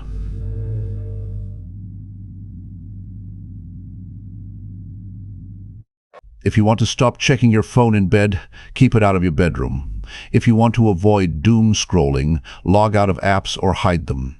As Clear puts it, it's easier to avoid temptation than to resist it. This is what he calls upstream change. You don't just try to fix the behavior after it started, you alter the conditions that allow it to happen in the first place. The second strategy is to redesign your space to make better behaviors more convenient. Keep books by your bed instead of your phone. Place healthy food where it's easily visible and accessible. Put a yoga mat near your workspace. These are small changes, but they help reinforce the identity you want to build by shaping your environment to support that identity. The third strategy is to use something called an implementation intention. This is a powerful technique. Instead, vague goals like, I'll eat better. You set specific plans like, if I get stressed, I will take 5 deep breaths and make tea. In doing so, you build an alternate response that still meets the emotional need, but in a healthier, intentional way. Sometimes, though, changing your environment isn't enough, because the cue exists within you and your emotions. Clear challenges us to build emotional resilience, which means learning to deal with your feelings in new ways. This means sitting with boredom instead of reacting to it. It means noticing cravings without immediately responding. It means observing your stress rather than trying to suppress it. And it means naming your emotions rather than acting them out through behaviors. This goes beyond habit work. Kit becomes inner work. Ultimately, changing habits means changing identity, and that's deeply emotional work. Claire illustrates this with a powerful story of a sales manager who used to eat candy from her desk every afternoon. At first, it seemed like a basic sugar craving, but after some reflection, she realized this happened only after her boss passed by with a harsh look. The candy wasn't just about sugar. It was a comfort against anxiety. She couldn't control her boss's behavior, but she could notice the pattern and build a new one. Taking deep breaths, placing a note of affirmation on her monitor, and making tea instead of grabbing candy. This was a small shift, but it led to a big change. It's a perfect example of the art of noticing instead of fighting, replacing instead of repressing. In his final reflections, Claire reminds us that bad habits are not signs of failure. They are signs of unmet needs. If we want to change them, we must go upstream. To go upstream, we must first get honest. We must pause and reflect. The bad habit itself is not the real enemy, it is a messenger. So, the next time you catch yourself mindlessly scrolling, biting your nails, procrastinating, or falling back into an old behavior, don't beat yourself up. Instead, gently ask yourself, what am I really needing? What triggered this? Can I meet this need another way? That is the beginning of deep and gentle transformation. Our lives are built in patterns, and the good news is patterns can be redrawn, one cue at a time, one choice at a time. As Claire concludes, you do not rise to the level of your goals, you fall to the level of your systems. And those systems always begin with awareness. Chapter 11, The Law of Least Effort. Chapter 11, Walk slowly but never backward. James Clear opens this chapter by presenting a deeply resonant truth. Success is the product of daily habits, not once-in-a-lifetime transformations. However, this idea stands in stark contrast to what most of us have been conditioned to believe. Society often trains us to expect major life changes to happen through big moments, cinematic breakthroughs, and dramatic turning points. We're told to look for transformation in the form of overnight success stories or pivotal life events, but the reality of true change is far quieter. Real transformation comes through the slow grind, the unglamorous commitment to showing up every day, especially when it feels like nothing is changing. Claire introduces a profound concept here, one that sheds light on why most people give up on their goals, the plateau of latent potential. To illustrate this idea, he asks us to imagine trying to melt an ice cube sitting on a table in a cold room. At 25 degrees F, nothing happens. At 26 degrees F, still nothing. You try again at 27, 28, 29 degrees, and yet the ice remains solid. You're working, sweating, staying consistent, but the results remain invisible. Then suddenly, at 32 degrees F, the cube melts. It might appear that the melting happened in an instant, but the real work, the true transformation, was happening all along. Clear explains, complaining about not achieving success despite working hard is like complaining about an ice cube not melting when you heated it from 25 to 31 degrees. This concept, the plateau of latent potential, is the hidden phase where results lag behind effort, where progress feels invisible, and unfortunately where most people give up. Clear names this psychological trap the valley of disappointment. It's the gap between what we expect to happen and what we actually experience. This is where most habits die. You've been eating healthy for weeks and see no weight loss. You've been writing every day but still have no readers. Meditated for a month, yet your anxiety remains. It feels like failure, but it's not. It's just early because all meaningful results are delayed. They compound over time, and the nature of compounding is deceptive. It hides progress rather than making it immediately visible. Habits need to persist long enough to break through the plateau of latent potential. Think of bamboo. It spends years growing roots underground, then suddenly within weeks shoots up 90 feet. That's what habit transformation looks like. You walk slowly, but you never go backward. In this chapter, Clear also shifts our focus from obsessing over goals to trusting the system. We all love setting goals. Lose 20 lbs, make $10,000 a month, read 50 books. But there's a trap in this thinking. Goals are great for setting direction, but systems are what actually drive progress. Goals are event-based and live in the future, while systems are process-based and grounded in the present. When you fall in love with the system rather than just the outcome, you begin to win every day. Writing 500 words becomes a win, even if the book isn't finished. Going to the gym becomes a win, even if your abs aren't visible yet. Saving 5 becomes a win, even if you're not yet wealthy. You start measuring your progress by your daily actions rather than the distant outcomes. And that shift changes everything. One of Claire's most powerful insights is this: winners and losers often have the same goals. Every Olympian wants to win gold. Every candidate wants the job. Every startup wants success. So clearly, goals alone can't be the difference maker. The real difference lies in their systems. It's not about who wants it more.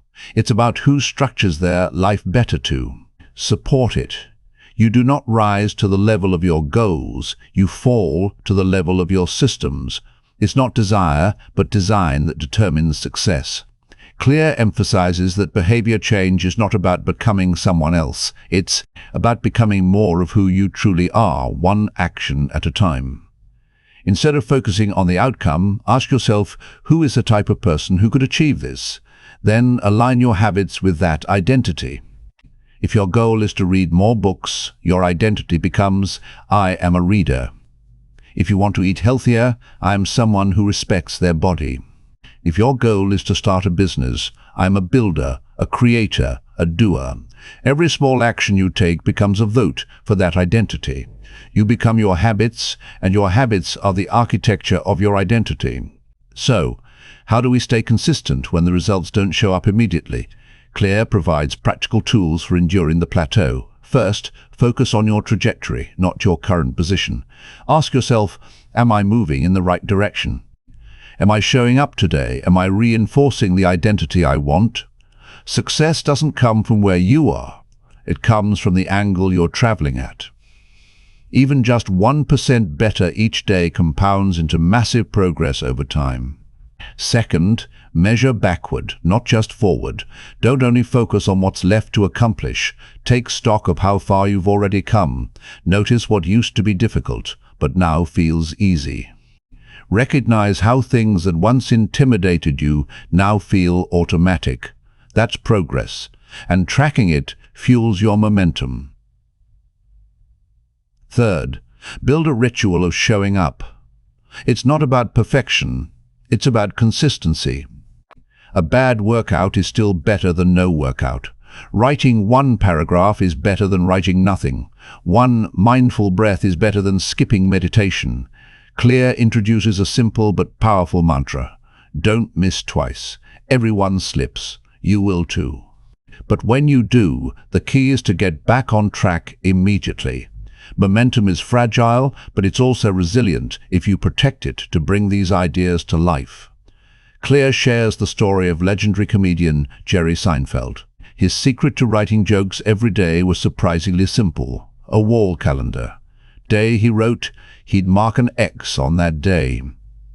Over time, the X's formed a chain, and his only rule, don't break the chain. He wasn't trying to write a brilliant joke every day. He was just trying not to miss a day. That was his system. Small, repeatable, and unbreakable. Claire concludes with a final reflection, an encouragement for those who feel stuck. You might be doing the work and seeing no visible change. That's the ice cube. You're at 29 degrees, but you're so close. Keep showing up. Keep voting for the identity you want. Keep walking slowly maybe, but never backward. Because transformation is not a single event. It's a direction, a path, a system. In the moment you're looking forward, the visible result might be just around the corner. What if today's effort, the one that feels like it's doing nothing, is actually the 31st degree? What if tomorrow is the moment the ice finally melts? You'll never know unless you keep walking. Chapter 12. How to stop procrastinating by using the 2-minute rule, the law of least effort. Human behavior follows the law of least effort. James Clear begins this chapter with a gentle yet powerful truth. We naturally gravitate toward the option that requires the least amount of work. This tendency isn't rooted in laziness, as some might assume, but rather in efficiency. Our brains evolve with a strong inclination to conserve energy, and this evolutionary trait affects every choice we make, what we eat. When we work, whether we read or scroll our phones, each of these decisions becomes a quiet negotiation between the effort it takes and the reward it promises. Therefore, when it comes to making good habits stick, the solution isn't to summon more willpower. Instead, the answer lies in better design. One of Clear's most repeated and profoundly insightful ideas is this: environment is the invisible hand that shapes human behavior. Many of us believe our habits are simply a matter of motivation or will, but more often than not, they're just reactions to the cues in our environment. For example, you might eat chips not because you had an intense craving, but simply because they were sitting on the kitchen counter. You scroll on your phone not out of deliberate choice, but because the device was within easy reach. And when you skip a workout, it's likely not due to laziness, but because your gym clothes were buried in the laundry. The reality is that we respond to what is easy, obvious, and readily available. Recognizing this, we can start designing our environments so that the right choice is also the easiest one. Clear provides a beautiful and instructive metaphor. A gardener. A gardener doesn't motivate a plant to grow. She simply creates the right conditions for growth. She provides sunlight, healthy soil, water, and space. Then she steps back and lets nature take over. Your habits don't need force, they need fertile ground. Instead of trying harder, Clear suggests that we design smarter. Rather than relying solely on discipline, we should rely on setup, because ultimately energy follows the path of least resistance. This brings us to a practical application of the concept which Clear calls the friction principle. The idea is simple, but powerful. Increase friction for bad habits and decrease friction for good ones. Here's how this principle manifests in everyday life. If you want to build better habits, try these adjustments. Want to read more? Leave a book on your pillow. Want to eat healthier? Pre-shop your vegetables and store them at eye level in the fridge. Want to work out more often? Sleep in your gym clothes. Want to write daily? Keep your journal open on your desk. The goal is to make the first step so easy that saying no feels almost illogical. Design your space so that the default action is the one you desire. Conversely, if you want to break bad habits, create friction. Want to scroll less on your phone, delete social media apps, or log out after every session? Want to cut down on TV time? Plug the TV and hide the remote in a drawer? Want to stop mindless snacking? Keep snacks out of the house, or at least place them in high, inconvenient cupboards. Every extra step introduces a bit of friction, and even the smallest amount can be enough to kill a temptation before it starts. Clear also introduces a compelling concept. Every space in your home sends a behavioral message. Each room or corner comes with a psychological script. The kitchen signals it's time to eat. The couch signals it's time to relax. Tells you to work, the bed to sleep. However, in modern life, these boundaries often become blurred. We eat meals at our desks, we work while lying in bed, we scroll endlessly even while sitting on the toilet. This boundary blurring creates confusion in our minds. The brain loses its ability to associate spaces with specific actions. Clear solution is simple but effective. One space, one use. Even if your home is small, you can still create defined zones for your habits. A specific chair can be your reading spot. A corner of your room can become your writing station.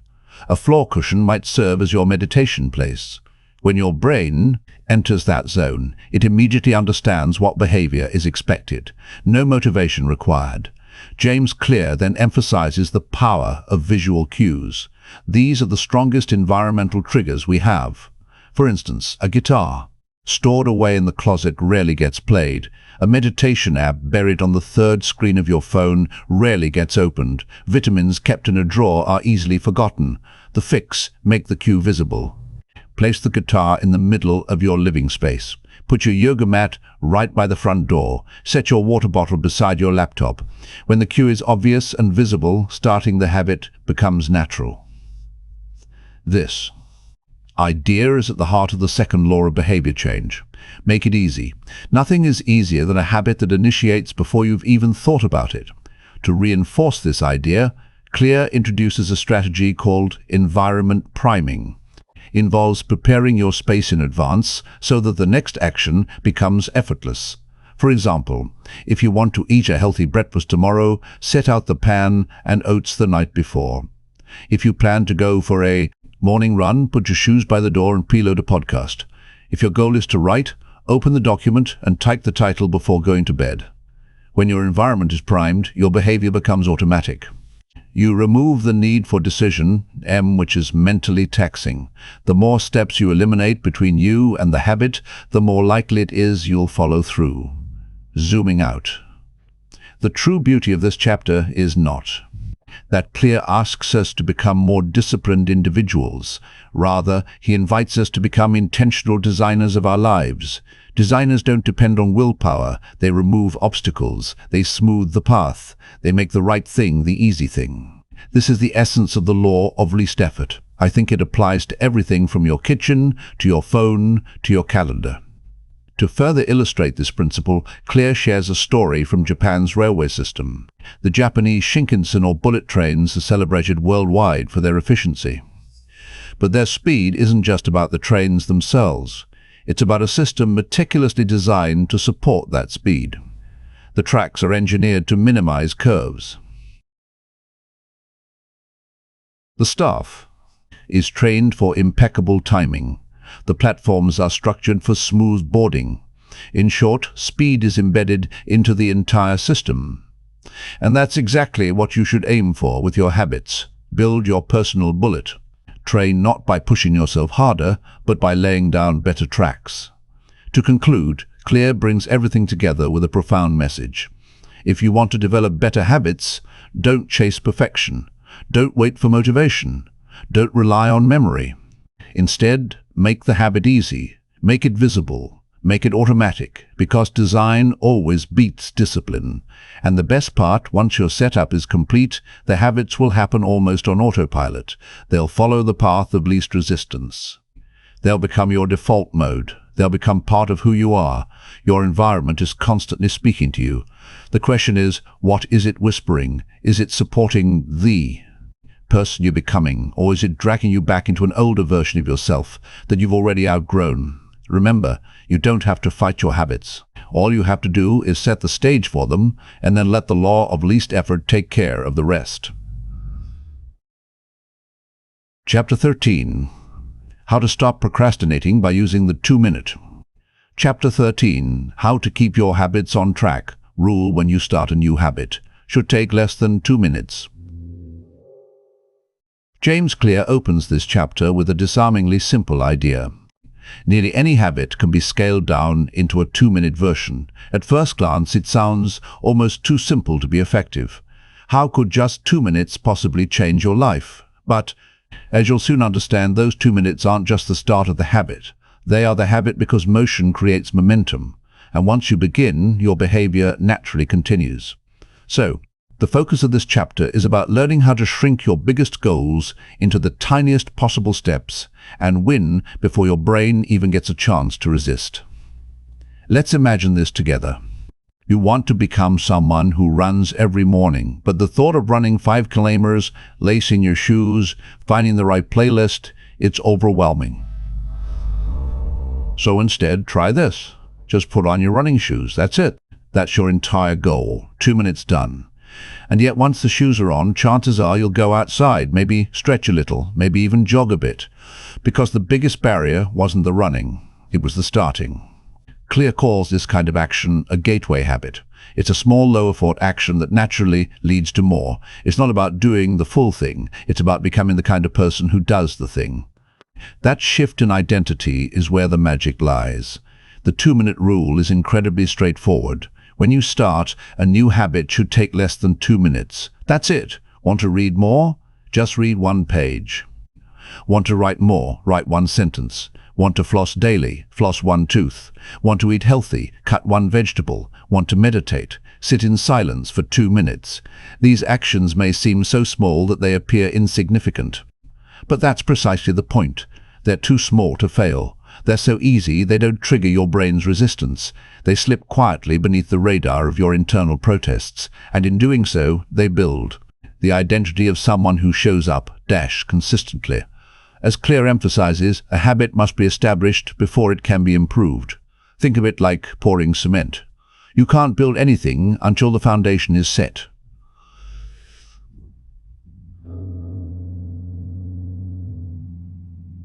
Two-minute rule is how you pour that foundation. Creates a mental loop of start, gives succeed, gives feel. Good gives repeat. This loop is crucial because your brain craves certainty. When a habit feels too big or overwhelming, you hesitate. But when it feels easy, you act. And over time, those 2 minutes naturally grow. One page turns into a chapter. One sentence becomes a paragraph. One push-up becomes a workout. But that's not your concern today. Today, your only goal is just to begin. There's something powerful in what Clear says next. Instead of trying to engineer a perfect habit from the beginning, do the easy thing on a more consistent basis. This is how mastery truly begins. Not with intensity, not with a burst of inspiration, but with ritual. A small act done repeatedly becomes part of who you are. So don't chase perfect effort. Chase perfect starts. Your job isn't to run 5 kilometers, it's to become someone who puts on their shoes every morning. Your job isn't to write a novel, it's to become someone who opens their notebook every evening. When you master the ritual, the results begin to take care of themselves. But there's a danger here too, and Clear doesn't shy away from calling it out. Many people focus on figuring out the best approach. They spend their days planning, researching, and thinking instead of acting. He refers to this as motion without action. It feels productive. Making a playlist instead of going to the gym. Reading about writing instead of actually writing. Watching videos about healthy eating instead of cooking feels like progress, but in reality, it's a comfortable form of delay. The 2-minute rule kills this trap because it's not about thinking, it's about doing. You don't need a perfect plan. You just need a first step to expand on this.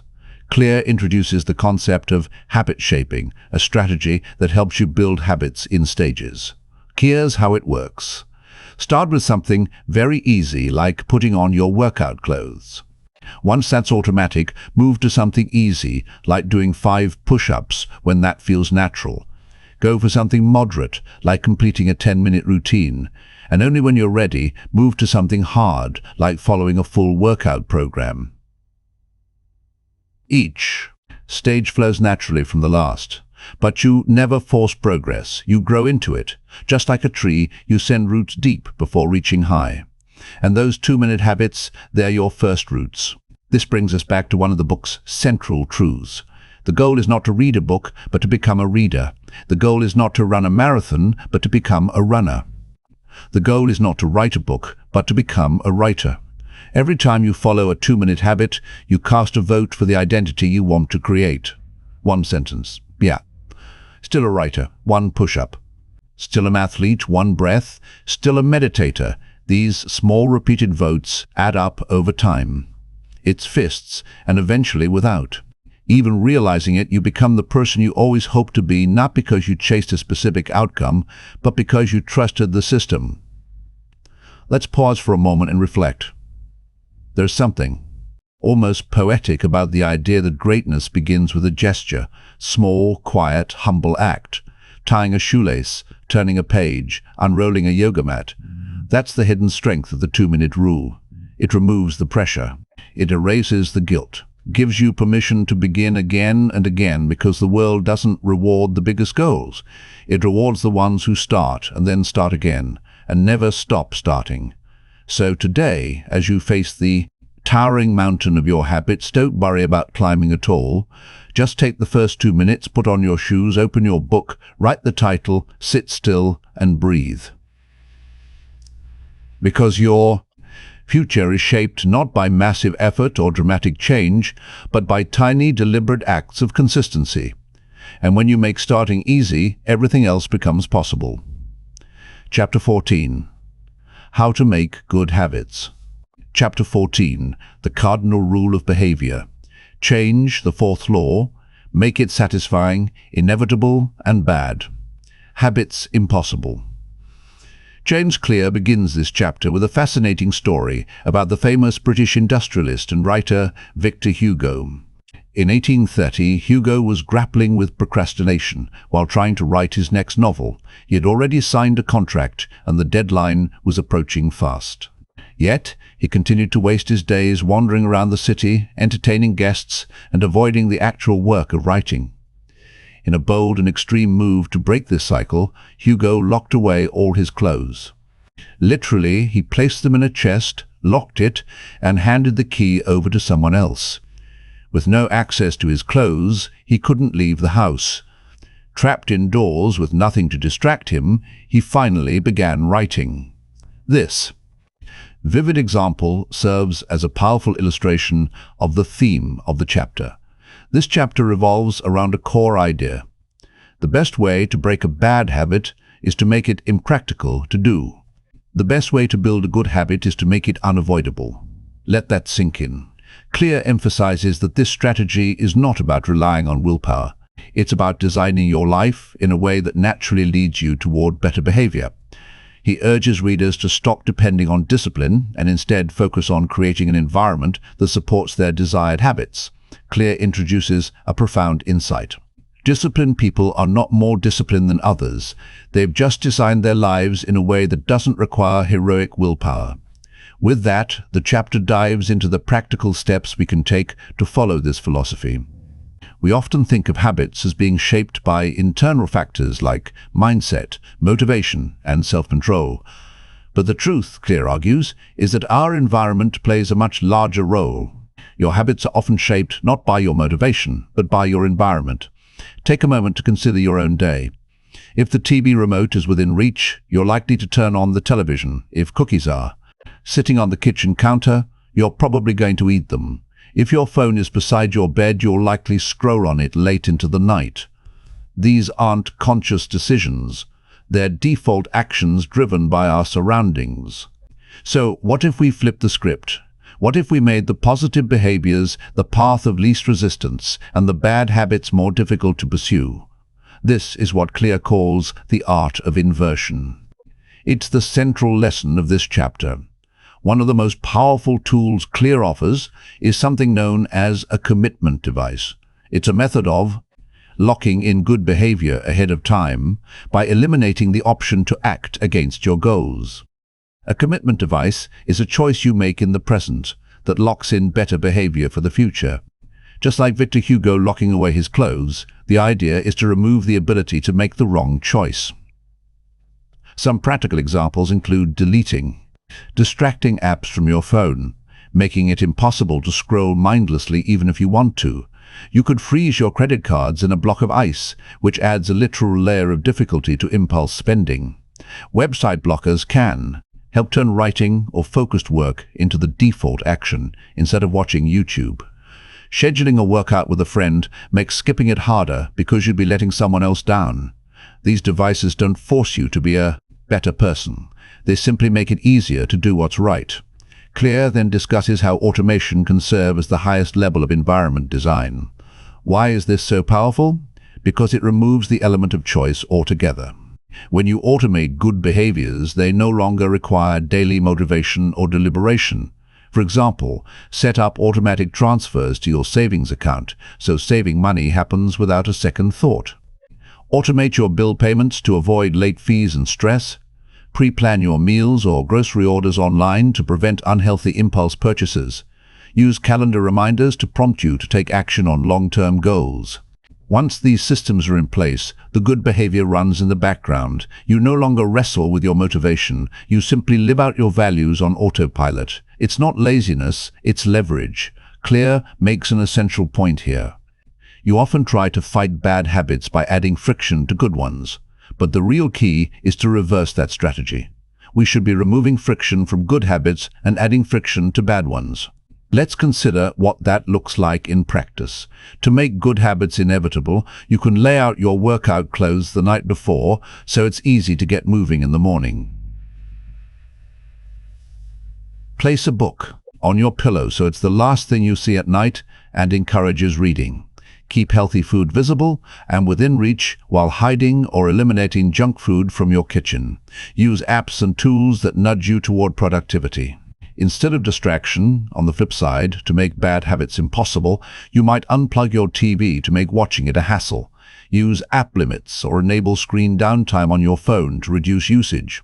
Leave your phone in another room while working to remove temptation. Better yet, don't bring junk food home at all. As Clear puts it, you don't need to be stronger, you need to be smarter about what's around you. Every physical space has a structure, and Clear refers to this as the choice architecture. This structure silently shapes your behavior. For instance, researchers discovered that students in cafeterias made healthier choices when water bottles were placed at eye level instead of sodas. The students didn't try harder, they simply responded to their new environment. Now think about your own habit spaces. What's at eye level in your pantry? What sits beside your bed? What does your phone's home screen look like? These seemingly minor design decisions influence your daily behavior. Each one nudges you toward becoming a certain type of person. The question you should ask yourself is, who are you? Being nudged to become? Clear encourages readers to design their homes in a way that supports their identity and goals. Assign one purpose to each space in your home to reinforce focus and intentionality. For instance, create a reading chair where you never use your phone. Use a dedicated desk just for work, not for eating or relaxing. Set up a meditation corner free from distractions. Consider removing phones entirely from the bedroom and using a physical alarm clock instead. Context matters because your brain associates certain environments with specific behaviors. If you always watch TV in bed, your brain won't connect the bedroom with sleep. If you scroll on your phone in your work chair, your brain won't associate.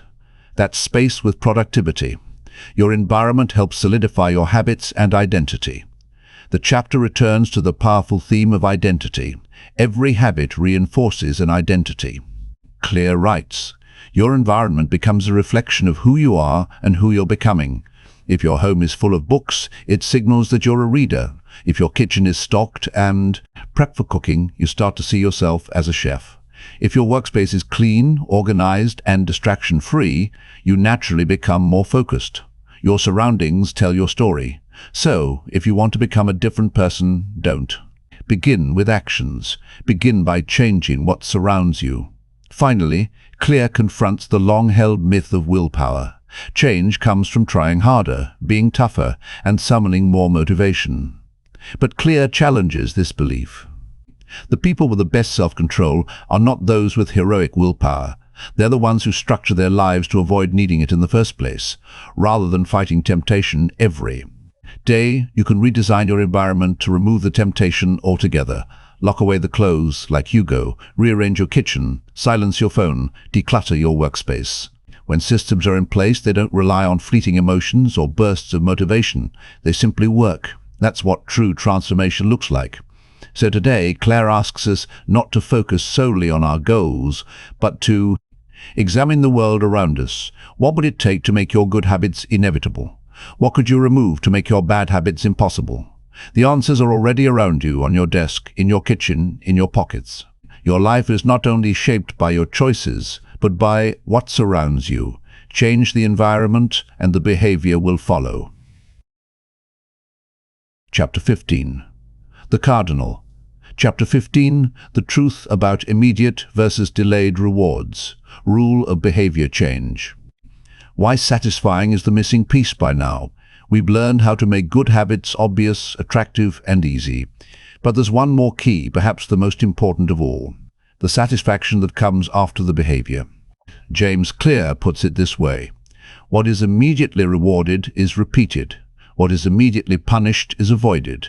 This is the cardinal rule of behavior change. Why? Because our brains are wired to respond to immediate feedback, not long-term consequences. We know eating a donut will sabotage our health in the long term, but in the moment it tastes amazing. We know skipping the gym adds up over time. But the instant reward of staying in bed wins ... Again, so the only way to outsmart this short-term wiring is simple. You have to make good habits satisfying right now. The role of immediate rewards. James Clear explains that our brains evolved to prioritize the present. In the wild, survival depended on acting fast. Eat now, rest now, run now. That's why long-term thinking is so difficult. Today's world may reward patience, but our bodies still crave now. So, when a habit feels good immediately, it sticks. When it only pays off later, we tend to quit. That's the core problem. Most good habits come with delayed rewards, while most bad habits provide instant ones. How that's the reversal we must learn to hack. Why bad habits stick. Let's take a closer look at the structure of bad versus good habits. Consider the following. Bad habit, immediate reward, delayed consequence in junk food, tastes great weight gain. Low energy skipping workouts, more free time. Comfort, poor health, loss of strength, scrolling, social media, instant entertainment. Time, loss, low focus, smoking, stress, relief, health damage, addiction. Meanwhile, for good habits, the equation looks like this.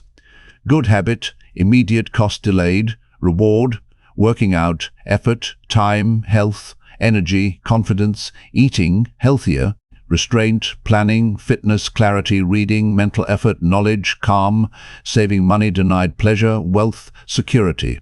The imbalance. If we want good habits to compete, we must reverse the equation.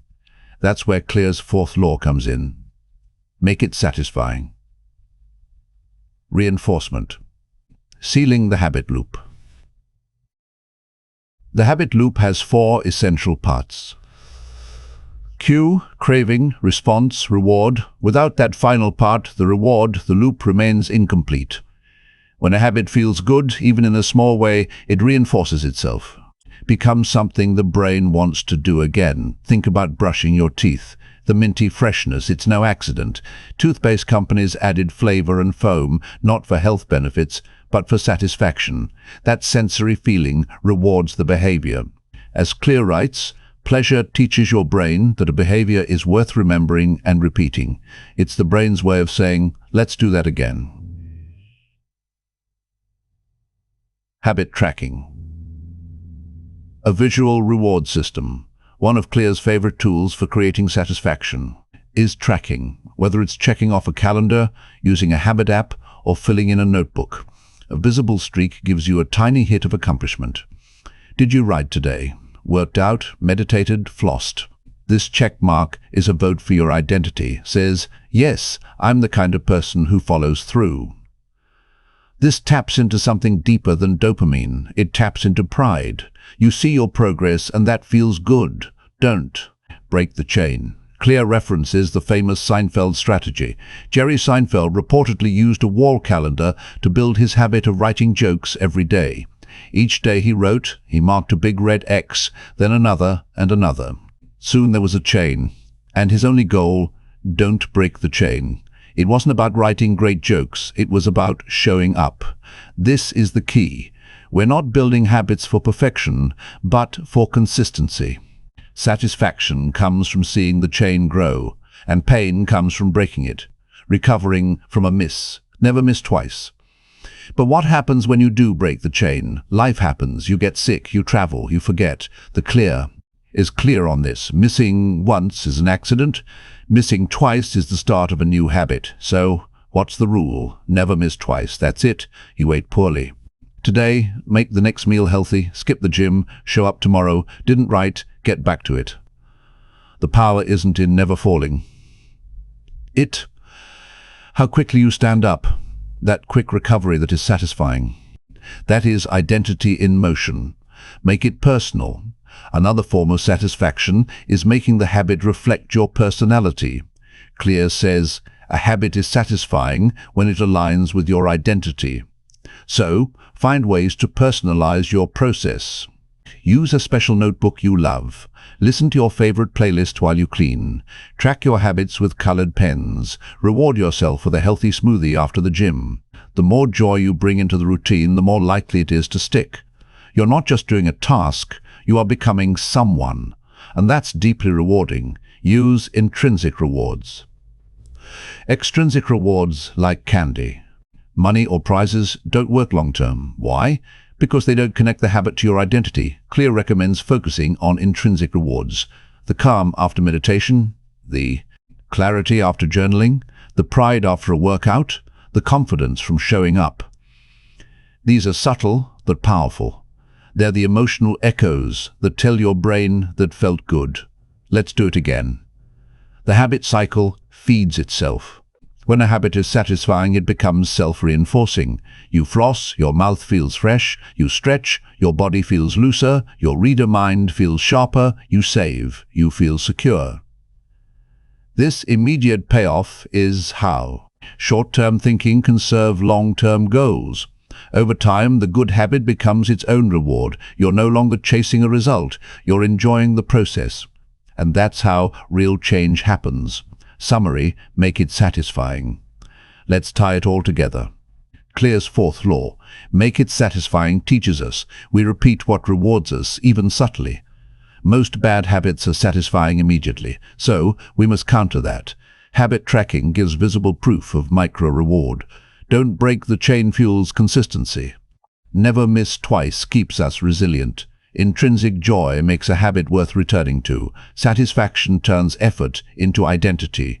So don't just aim for productivity, aim for pleasure and progress. You've made it through all four laws. Make it obvious. Make it attractive. Make it easy. Make it satisfying. But the real secret, all of these laws aren't just tactics, they're tools to help you become someone new. You're not just building habits, you're building identity. And that is a deeply satisfying journey. Chapter 16. Chapter 16. How to stick with good habits. Every day, stick with good habits every day. Asterisk. By now, you've learned how to start habits, how to shape them, and how to make them feel rewarding. Dot. But beneath all this learning, there's a quiet, persistent question lingering. How do you keep going? Not just for a week, not just for a month, but how do you maintain good habits every single day? This chapter dives into the deeper art of making good habits so anchored, so naturally timed, and so effortlessly triggered that doing them becomes as unconscious as brushing your teeth. James Clear's approach is grounded in a simple yet profound truth. The secret to sticking with good habits is to build a system that naturally pulls you toward the desired behavior. Let's explore exactly how to do that. One of the most effective strategies is what Clear calls habit. Anchors attaching your new habit to something already solid in your routine. Humans are creatures of rhythm, not memory. Every morning trying to remember everything we're supposed to do. Instead, we follow patterns, routines, and cues. That's why one of the most powerful methods for habit stability is habit stacking. You may have come across it already. It's the simple idea of pairing your new habit with an old automatic one. For example, after I brush my teeth, I'll floss. Or after I pour my morning coffee, I'll journal one line. After I take off my shoes at home, I'll do 10 squats. Or even after I sit down at my desk, I'll write 50 words. This method leverages existing momentum to support new growth. It doesn't resist your current routine, integrates with it. So the real question becomes, what rhythms already exist in your life? What daily unskippable actions can serve as solid anchors for your new habits? Think of moments like morning coffee, brushing your teeth, taking a shower, commuting, your lunch break, dinner time, or locking the door at night. These become the anchors, and your new habit becomes the satellite that orbits around them. Clear deepens this idea by introducing the power of time and location as habit cues two of the most effective triggers for behavior. These are the invisible scaffolds that shape our routines. We typically wake up at similar times, eat in the same kitchen, and relax in the same favorite chair. Over time, our brains begin to associate certain places and times with specific behaviors. So, what happens when we intentionally assign new habits to a particular time and location? Examples might include, at 7 a.m. in my kitchen, I stretch for 5 minutes. Or, at 8,000 p.m. at my desk, I write 100 words. Maybe even at 6,000 p.m. On my balcony, I meditate. In these cases, your environment becomes your reminder. You no longer depend on willpower or memory or rhythm carries you. Speaking of environments, Clear reminds us that your environment is not neutral. It's either nudging you toward good habits or silently steering you away from them. He puts it plainly, environment is the invisible hand that shapes human behavior. So, if you want to read more, place a book on your pillow. Want to eat healthier? Keep fruit in a visible bowl on the counter. Want to write? Keep your laptop charged and ready. Want to walk more? Set your shoes by the door. These small environmental tweaks become silent cues. They whisper, do the thing. The easier and more visible the cue, the more automatic the behavior becomes. This is the core of environment design. It's not just about eliminating bad triggers, it's also about planting good ones in strategic places. But what happens when your environment changes? Life gets messy. You'll travel, get sick, move to a new place, or fall into a different schedule. And when that happens, habits often vanish. Clear offers a resilient strategy. In uncertain times, lean on your minimum viable habit. That means doing the smallest possible version of your habit just to maintain consistency. Can't do your full workout? Do 10 push-ups. Can't write 500 words? Write 50. Can't meditate for 20 minutes? Sit quietly for 2. Can't eat perfectly? Just drink a glass of water. Because in those moments, consistency beats intensity. Even if your external circumstances change, your internal identity doesn't have to. A micro-commitment sends the message, I'm still the kind of person who shows up. Now, let's take it a level deeper. Automation. What if you could build systems that remove the friction of daily decision? Not just reminders, but actual support mechanisms that make habits run automatically. Clear provides practical examples. Automate savings with bank transfers. Automate healthy eating with meal delivery services or meal prep routines. Automate workouts by joining a scheduled class. Automate focused work by using website blockers during your productive hours. The more behavior you remove from conscious deliberation, the more likely it is to be repeated. In essence, automation builds a bridge between intention and execution. Or, as Clear puts it, design a world where doing the right thing is easier than doing nothing.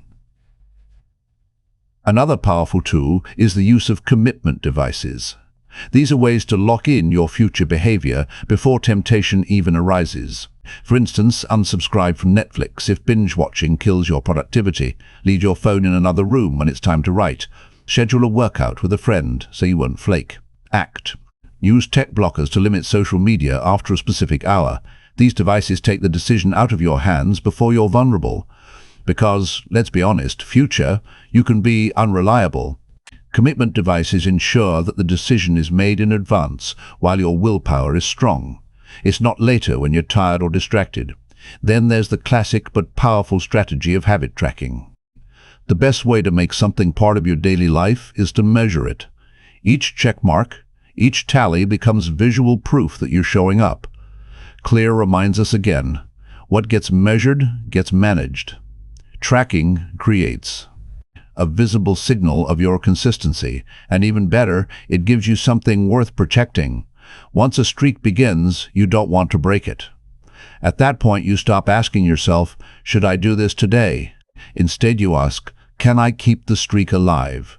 That shift in mindset changes everything. But don't go it alone. Habits become significantly easier when you're surrounded by people who live them. Want to stick with a new behavior? Join a group where your desired habit is the normal behavior. Clear emphasizes, join a group where your desired behavior is the normal behavior. The people around you reinforce your identity. They provide encouragement, accountability, and even a healthy dose of competition. Examples include joining a running club, sharing your writing online, participating in a reading challenge, or using a buddy system for workouts. The more social reinforcement you have around your habit, the less it feels like a chore and the more it feels like a shared lifestyle. Finally, Claire introduces a powerful yet often overlooked strategy, the habit reflection or weekly review. It's a technique that separates amateurs from professionals. Each week, take time to ask yourself, did I stick to my habits? What's working? What's slipping? What can I tweak? This reflective pause prevents your system from drifting off course. It brings your habits back into focus. Because you're not just repeating actions, you're managing a process. Professionals treat improvement not as a one-time decision, but as a system to refine continuously. In conclusion, sticking with good habits isn't about heroic effort or massive willpower. It's about crafting reliable rituals. Anchor your new habits to the old ones that already exist. Use time and place cues to your advantage. Design your environment to support your identity. Shrink your habits to their smallest form when life gets hectic. Automate as much as possible. Commit in advance before temptation hits. Track your progress in visible ways. Reflect regularly to refine your system. And most importantly, lean on a supportive community. Consistency isn't boring, it's freeing. Because when your habits run smoothly in the background, your mind is free to dream, to create, and to grow. You're no longer fighting yourself every day. You're flowing. That's how you build a life, not just a streak. You now know how to make good habits a daily automatic part of your identity. It's not about perfect days, it's about faithful rhythm. Show up even. In small ways, even quietly. That's how real transformation takes root. Chapter 17. How an accountability partner can change. How an accountability partner changes everything. You don't have to go it alone. Let's be honest. When we think of habits, we often imagine solitude. We picture early mornings, personal routines, quiet journaling, and solo workouts. These images reinforce the idea that habit building is a lonely journey. But behind almost every long-term transformation, there's nearly always someone else in the picture, a voice, a partner, a witness. In this chapter, James Clear explores a powerful yet underused truth. One of the most effective things you can do to build better habits is to join a culture where your desired behavior is the normal behavior. This idea goes far beyond simple encouragement, touches the core of identity alignment. It's about being accountable, not just to yourself, but to someone else. Let's explore how having another person involved can change everything. The power of being seen when no one is watching. Skipping a habit becomes easy. But when someone is expecting you to show up, when someone is noticing what you're doing, everything changes. Suddenly, the stakes are higher. Clear introduces the idea of accountability partners. People who observe your actions, expect consistency from you, and support you through the process. These individuals don't need to be professional coaches, and they don't have to remind you every single day. They simply need to exist within your system. The psychological effect is profound. We care deeply about how we are perceived, especially by people whose opinions we respect. This isn't a flaw or weakness, it's an ancient instinct. Humans evolved in tribes where being cast out meant danger. So we learned to conform and cooperate. That tribal instinct still lives in us today. When used wisely, it can multiply your willpower many times over. The accountability agreement Clear shares a fascinating story in this chapter about two men, Brian and his friend, who created a habit contract. Brian committed to going to the gym regularly. If he skipped a session, he had to pay his friend $100, even worse. If he lied about going, the penalty rose to $500. The genius of this setup wasn't just the financial cost, it was the social cost, because someone else knew that single fact made the habit feel real. Claire emphasizes this by stating, knowing that someone else is watching you can be a powerful motivator. It's not because you want to impress that person, but because you don't want to disappoint them, or even worse, you don't want to disappoint yourself in front of them. Habit contracts a tool for commitments. How do you apply this concept in your own life? Clear provides a simple method to create your own habit contract. Step 1 is to write the habit contract itself. This includes clearly defining what habit you're committing to, when and how you'll do it, and what the consequences are for missing it. Step 2 is to choose an accountability partner. This person should be someone you respect, someone you wouldn't want to lie to, and someone who is supportive yet honest. Importantly, this person doesn't need to enforce the contract there. Mere presence in the process is often enough. Step 3 is to add stakes. This could involve paying money if you miss your habit, doing something unpleasant, losing a privilege, or even publicly announcing a failure. The goal isn't to punish yourself, it's to create psychological pressure. You want the consequence to be stronger than the temptation to skip your habit. Join a culture. It's not just a partnership. While accountability partners are powerful, there's an even greater force at play. Culture clear advisors. Surround yourself with people who have the habits you want to have. This goes beyond having one person watch you. It's about having an entire community reinforcing your behavior. Why does this matter? Because in a group setting, behavior becomes contagious. Social norms form naturally, and your identity shifts much faster. If everyone at your office takes the stairs, chances are you'll start taking them too. If your friends make a habit of reading every night, you'll likely pick up the habit. If your gym crew pushes for one more rep, you'll dig deeper. You're not just adopting a new habit or stepping into a new identity tribe. Mirror neurons and behavioral limitation. Let's dive deeper into why habits are so contagious. It has to do with something called mirror neurons. These are brain cells that activate when we see someone doing something as if we're doing it ourselves. This is why babies mimic adults, why laughter spreads in a room, and why one person yawning makes everyone else yawn too. So, when you're surrounded by people practicing certain habits, your brain begins to rehearse those behaviors automatically.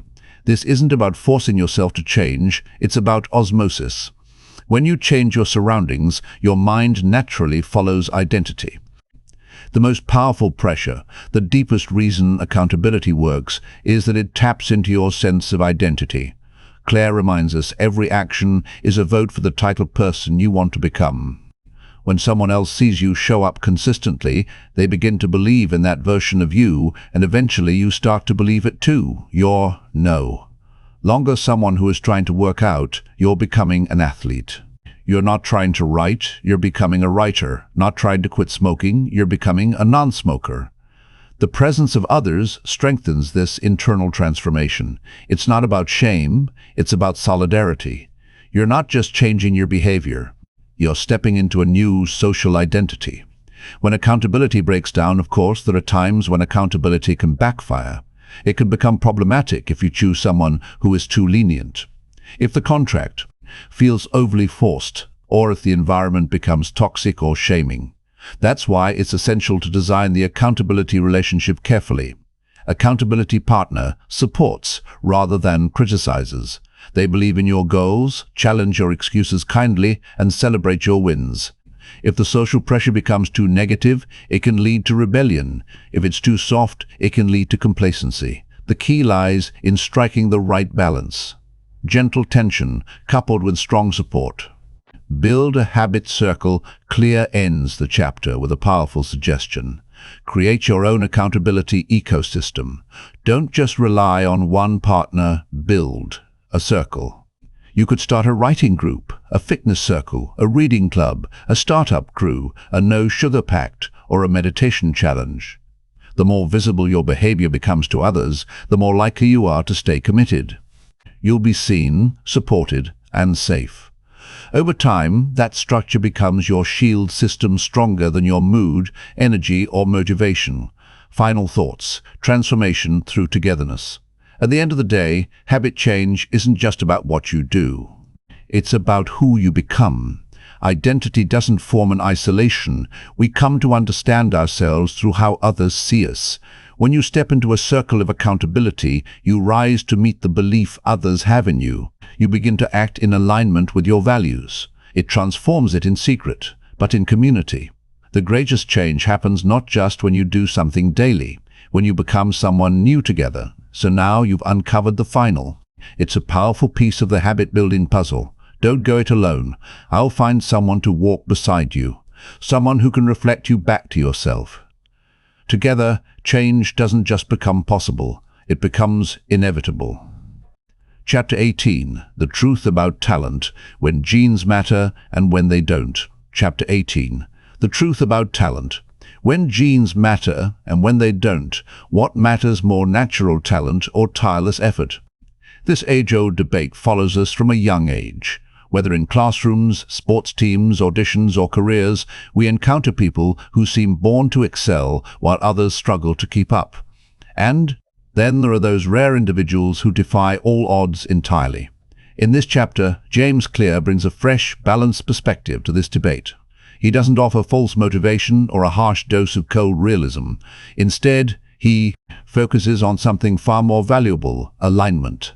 He introduces the idea that true success lies in finding the intersection between our natural strengths and the systems of habits we build. As he aptly puts it, genes do not determine your destiny, they determine your areas of opportunity. This chapter takes us on a deep dive into the truth behind talent and its role in shaping lasting habits. Each of us is born with a unique biological wiring that influences how we interact with the world and how we develop habits. This includes traits like reaction time, intelligence type, emotional regulation, pain tolerance, muscle fiber density, risk aversion, working memory, and even sleep patterns. These factors help shape how we naturally respond to challenges, routines, and life in general. Some people can't sit still for long, while others thrive in chaotic environments. Some need silence and structure, while others feel energized by competition and unpredictability. Clear emphasizes that when we ignore our biology, it's like trying to swim upstream. You might still reach your destination, that the effort required will be immense and often unsustainable. To better align habits with our innate abilities, Clear introduces the Goldilocks rule. According to this rule, humans experience peak motivation when working on tasks that adjust to the edge of their current abilities. Not too easy, not too hard, but just right. Imagine using a treadmill. If it's too slow, you're bored. It's too fast, and you're overwhelmed. But when the speed is just right, you're fully engaged. This sweet spot, often referred to as flows, where habits can thrive because progress feels satisfying and attainable. The key to maintaining this state over time is choosing tasks and challenges that align with your natural talents. It's making the process more enjoyable and less forced. Clear uses. The example of two athletes to illustrate how biological wiring can determine the areas where one naturally excels. Marcus, who has fast twitch muscle fibers, will thrive in sprinting, powerlifting, and other short-burst activities. Caleb, on the other hand, has slow twitch endurance muscles, which make him more suited for marathons, long-distance cycling, or swimming. Marcus were to force himself into long-distance running, he might eventually succeed, but it would feel like grinding glass. Similarly, if Caleb tried to rapidly build muscle mass for strength sports, he would likely struggle endlessly. The point is not that talent is everything, rather, the path with the least friction, the one you are most likely to stick with, is usually the one that matches your biology. James Clear insists, you don't need to be the best at everything. You just need to find your game and master it. This mindset is revolutionary. Liberates you from the endless cycle of battling your weaknesses or envying others' strengths. Instead, it encourages you to build a habit system around who you aren't, who you wish you were. Ask yourself, what comes naturally to me? Which activities do I feel energized instead of drained? What do I seem to learn more quickly than those around me? The answers to these questions point you toward your areas of opportunity, your personal field of play. In that space, building habits feels more like building momentum than fighting misery. Clear delves even deeper by discussing how personality, not just biology, shapes behavior. He references the big 5 personality traits: openness to experience creative, curious, conscientiousness, organized, responsible, extroversion, outgoing, energetic, agreeableness, compassionate, cooperative, and neuroticism, sensitive, anxious. Each trait can predict the kinds of habits that will be most successful. For example, someone high in conscientiousness might thrive with planning systems, checklists, and order. A highly extroverted person would likely do better joining a fitness class than working out alone. Those high in openness might prefer creative journaling or regularly switching up workout routines. Meanwhile, someone high in neuroticism may benefit most from soothing, structured rituals that bring predictability to their lives. The main takeaway: don't fight your personality. Design your systems around it. Your habits need to match you, not some idealized version of who you think you should be. One of CLA's most important ideas is that habits are not about having something, they're about becoming someone. However, he cautions that you can't become anyone. You can only become a fuller version of yourself. When you create habits that reinforce your core strengths and natural inclinations, they become second nature because they feel like home. 4. Instance: if you're introverted, your habits might center on quiet reflection, deep work, or solo creative projects. If you're creative but disorganized, you might benefit from flexible routines, visual reminders, and minimalist systems. If you're analytical, your best path might include habit tracking, data logging, and system optimization. Sustainable growth happens not when we bulldoze over our personalities, but when we build with them. Clear points out that two people can adopt the same habit, and while one thrives, the other might drown. The difference often isn't in the amount of effort they put in, but in the fit between the person and the habit. It's like trying to build a house using tools that don't fit your hands. A hammer that's too big, a dull saw, a wobbly ladder. Eventually you'll give up. But if the tools are just right, if the process flows with your instincts, you can keep building effortlessly. The right fit turns struggle into rhythm. To help readers tailor their habits effectively, Clear provides a 3-step roadmap. First, explore widely. Don't assume you already know what works best for you. Try out different habits. Track your reactions and notice what feels natural versus what feels forced. Second, refine by feedback. Keep the habits that uplift you and discard those that drain you. Use real data, your mood, energy levels, and productivity as your internal compass. Third, double down on strengths. Once you find something that clicks, don't hesitate. Lean in. Don't feel guilty for choosing ease. Feel proud that you're designing your life for long-term success. As Clear puts it, the greatest threat to success is not failure, but boredom. When habits match your strengths, they stay interesting and sustainable for longer. Of course, Clear is careful not to suggest that talent alone is enough. In fact, he explicitly warns against relying solely on natural ability when you can't win by being better. You can win by being more consistent. Talent may give you a head start, but systems are what help you cross the finish line. If talent counts for 20%, then consistent, well-designed systems make up the remaining 80%. This is why the most successful performers aren't just talented, they out-practice and out-system everyone else. They know that while talent might open the door, only reliable systems can keep it open.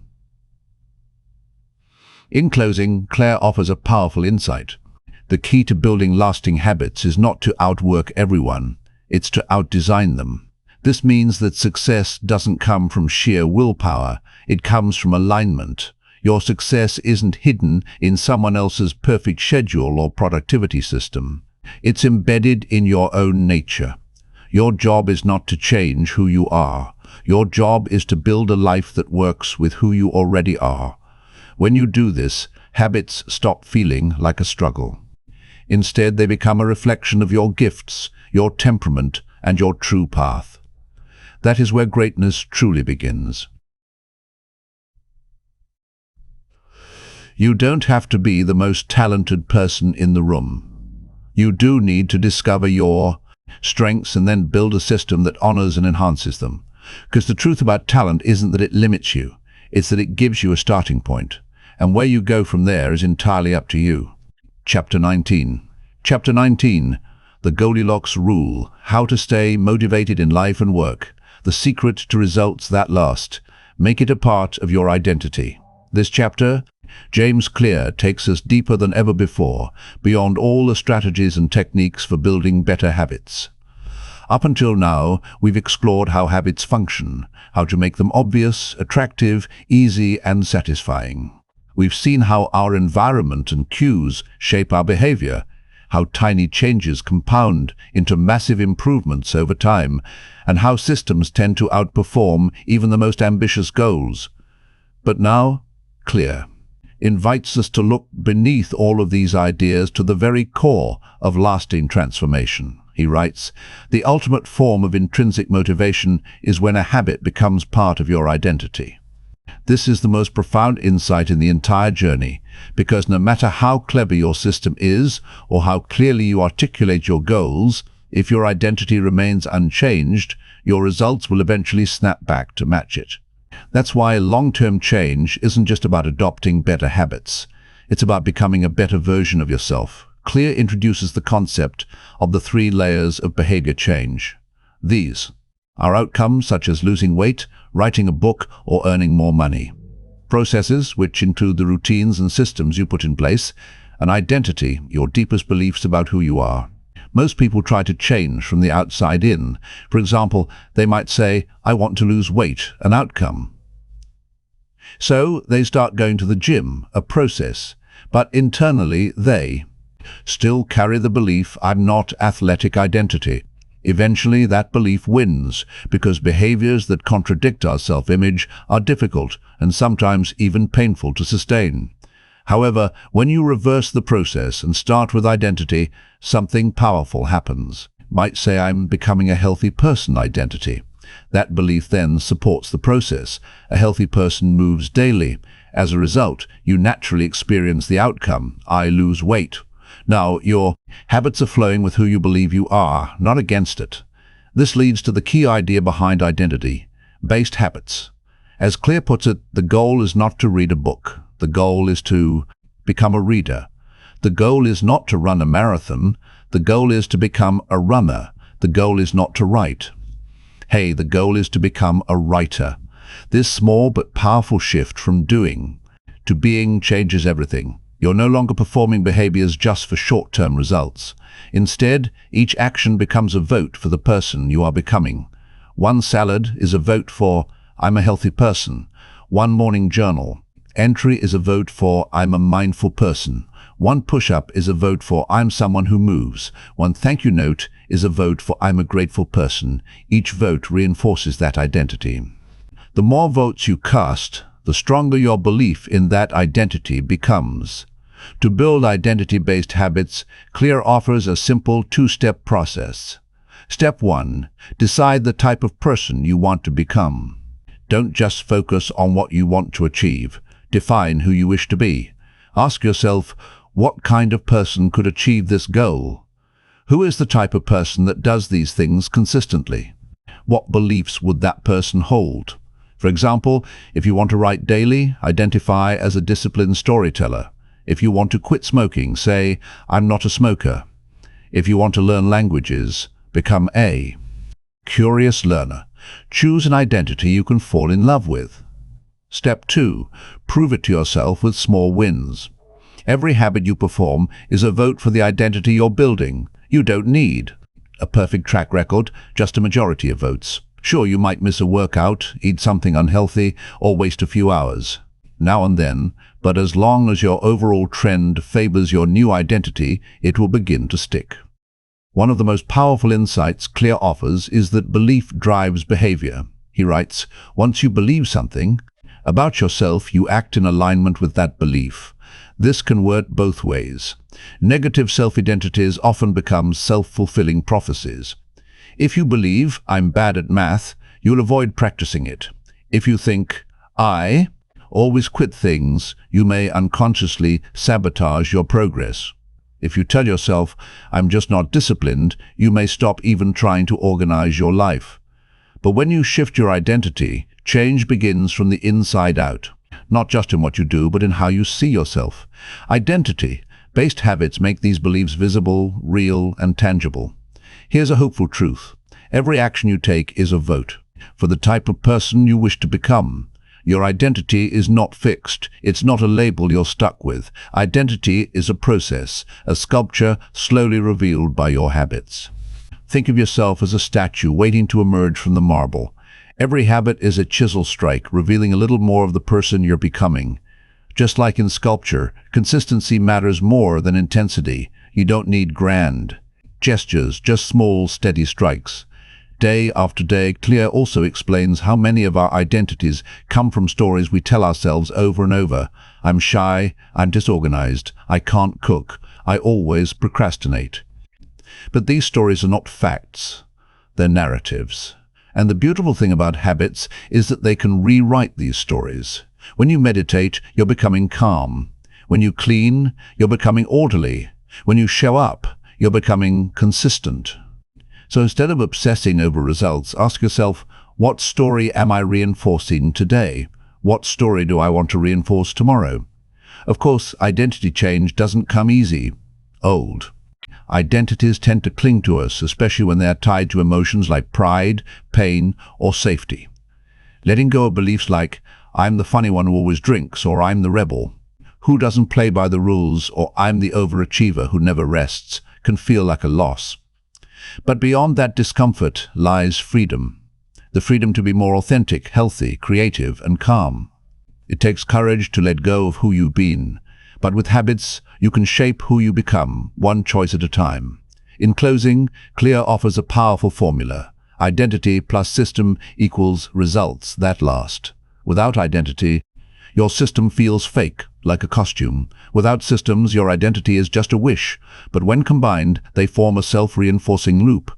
Identity gives your habits a direction. Habits give your identity proof. This is what real transformation means. Not just reaching goals, but evolving into someone new. So, what will you build? Not just a better schedule, not just a cleaner home, not just a new job or morning routine, but a stronger identity, a deeper belief, a truer version of yourself.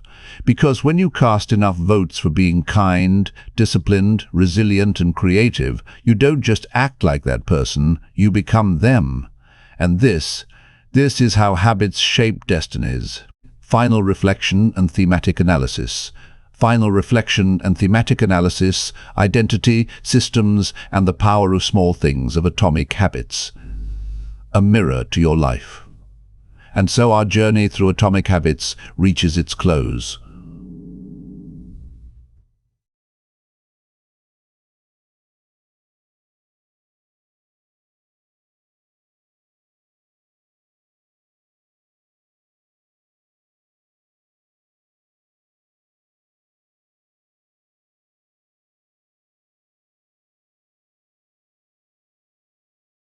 By chapter through James Clear's thoughtful, often profound exploration of human behavior. We've seen how habits, those quiet, invisible routines, can build us up or break us down one small act at a time. This is not a book about hacks. It's not a motivational speech.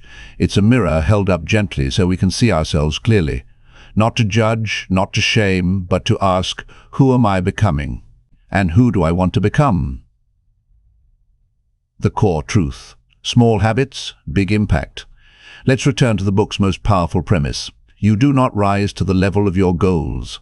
You fall to the level of your systems. Goals are momentary. Systems are lasting.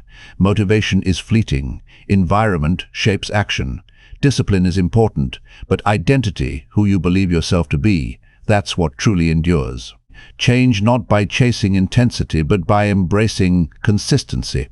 We become powerful not through giant leaps, but through small, steady steps. Each habit is a vote. Each repetition is proof. And eventually, you look in the mirror and see someone new.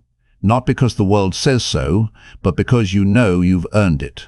The psychology beneath the practice Clear's framework is deeply rooted in behavioral psychology. Without ever becoming academic, what makes it brilliant is its simplicity. Not in a shallow way, but in a refined way. His 4 laws of behavior, change, cue, craving, response, reward, don't just explain what we do. They give us tools to reshape it. Every law works like a lever. Make it obvious gives reshape your environment. Make it attractive gives reframe rewards. Make it easy gives reduce friction. Make it satisfying gives close the feedback loop. This isn't theory sitting on a Shelf meant to be used, lived, tested, integrated.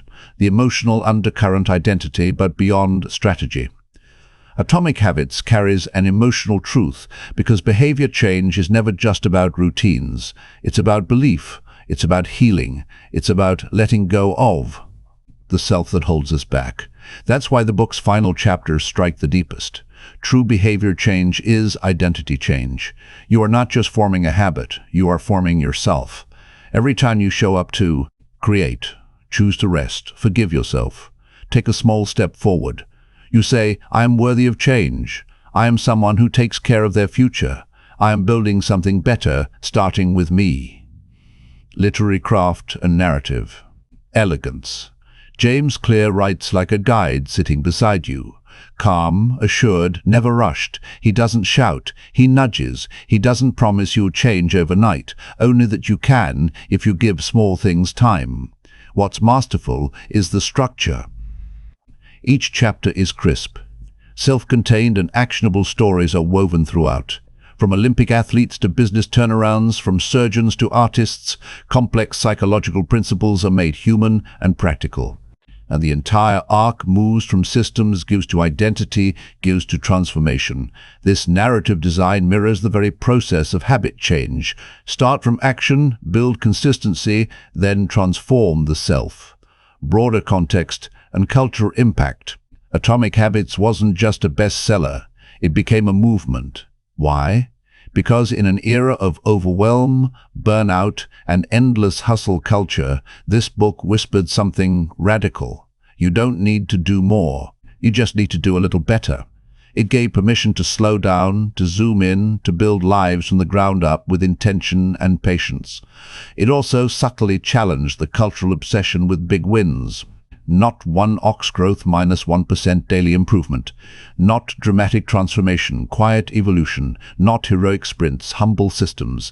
That message resonated with millions because it felt real, timeless wisdom from a modern voice.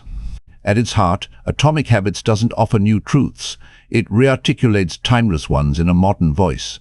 Aristotle said, "We are what we repeatedly do." Lassalle taught, "A journey of 1,000 miles begins with a single step." James Clear reminds us every action is a vote for the kind of person you wish to become. This is old wisdom made new again, and now it lives in thousands of lives, routines, and quiet daily choices across the world. The journey ahead, yours to shape. So what now? Now is where the story leaves the page and becomes part of your life. You won't remember every framework or every rule. You may not follow everything perfectly, but if you remember one thing, let it be this. Every small habit matters because it becomes part of who you are. Start with one push-up, one page, one deep breath, one kind word. Let that be the seed. Let it grow. The rest, the clarity, the momentum, the strength will follow. You've walked this far. Now take one small step. Let your identity rise. Thank you for joining me on this journey through Atomic Habits by James Clear. If it's helped you see yourself and your potential a little more clearly, then the seeds of change are already planted. Till next time, sleep well and keep building the life you quietly believe is possible.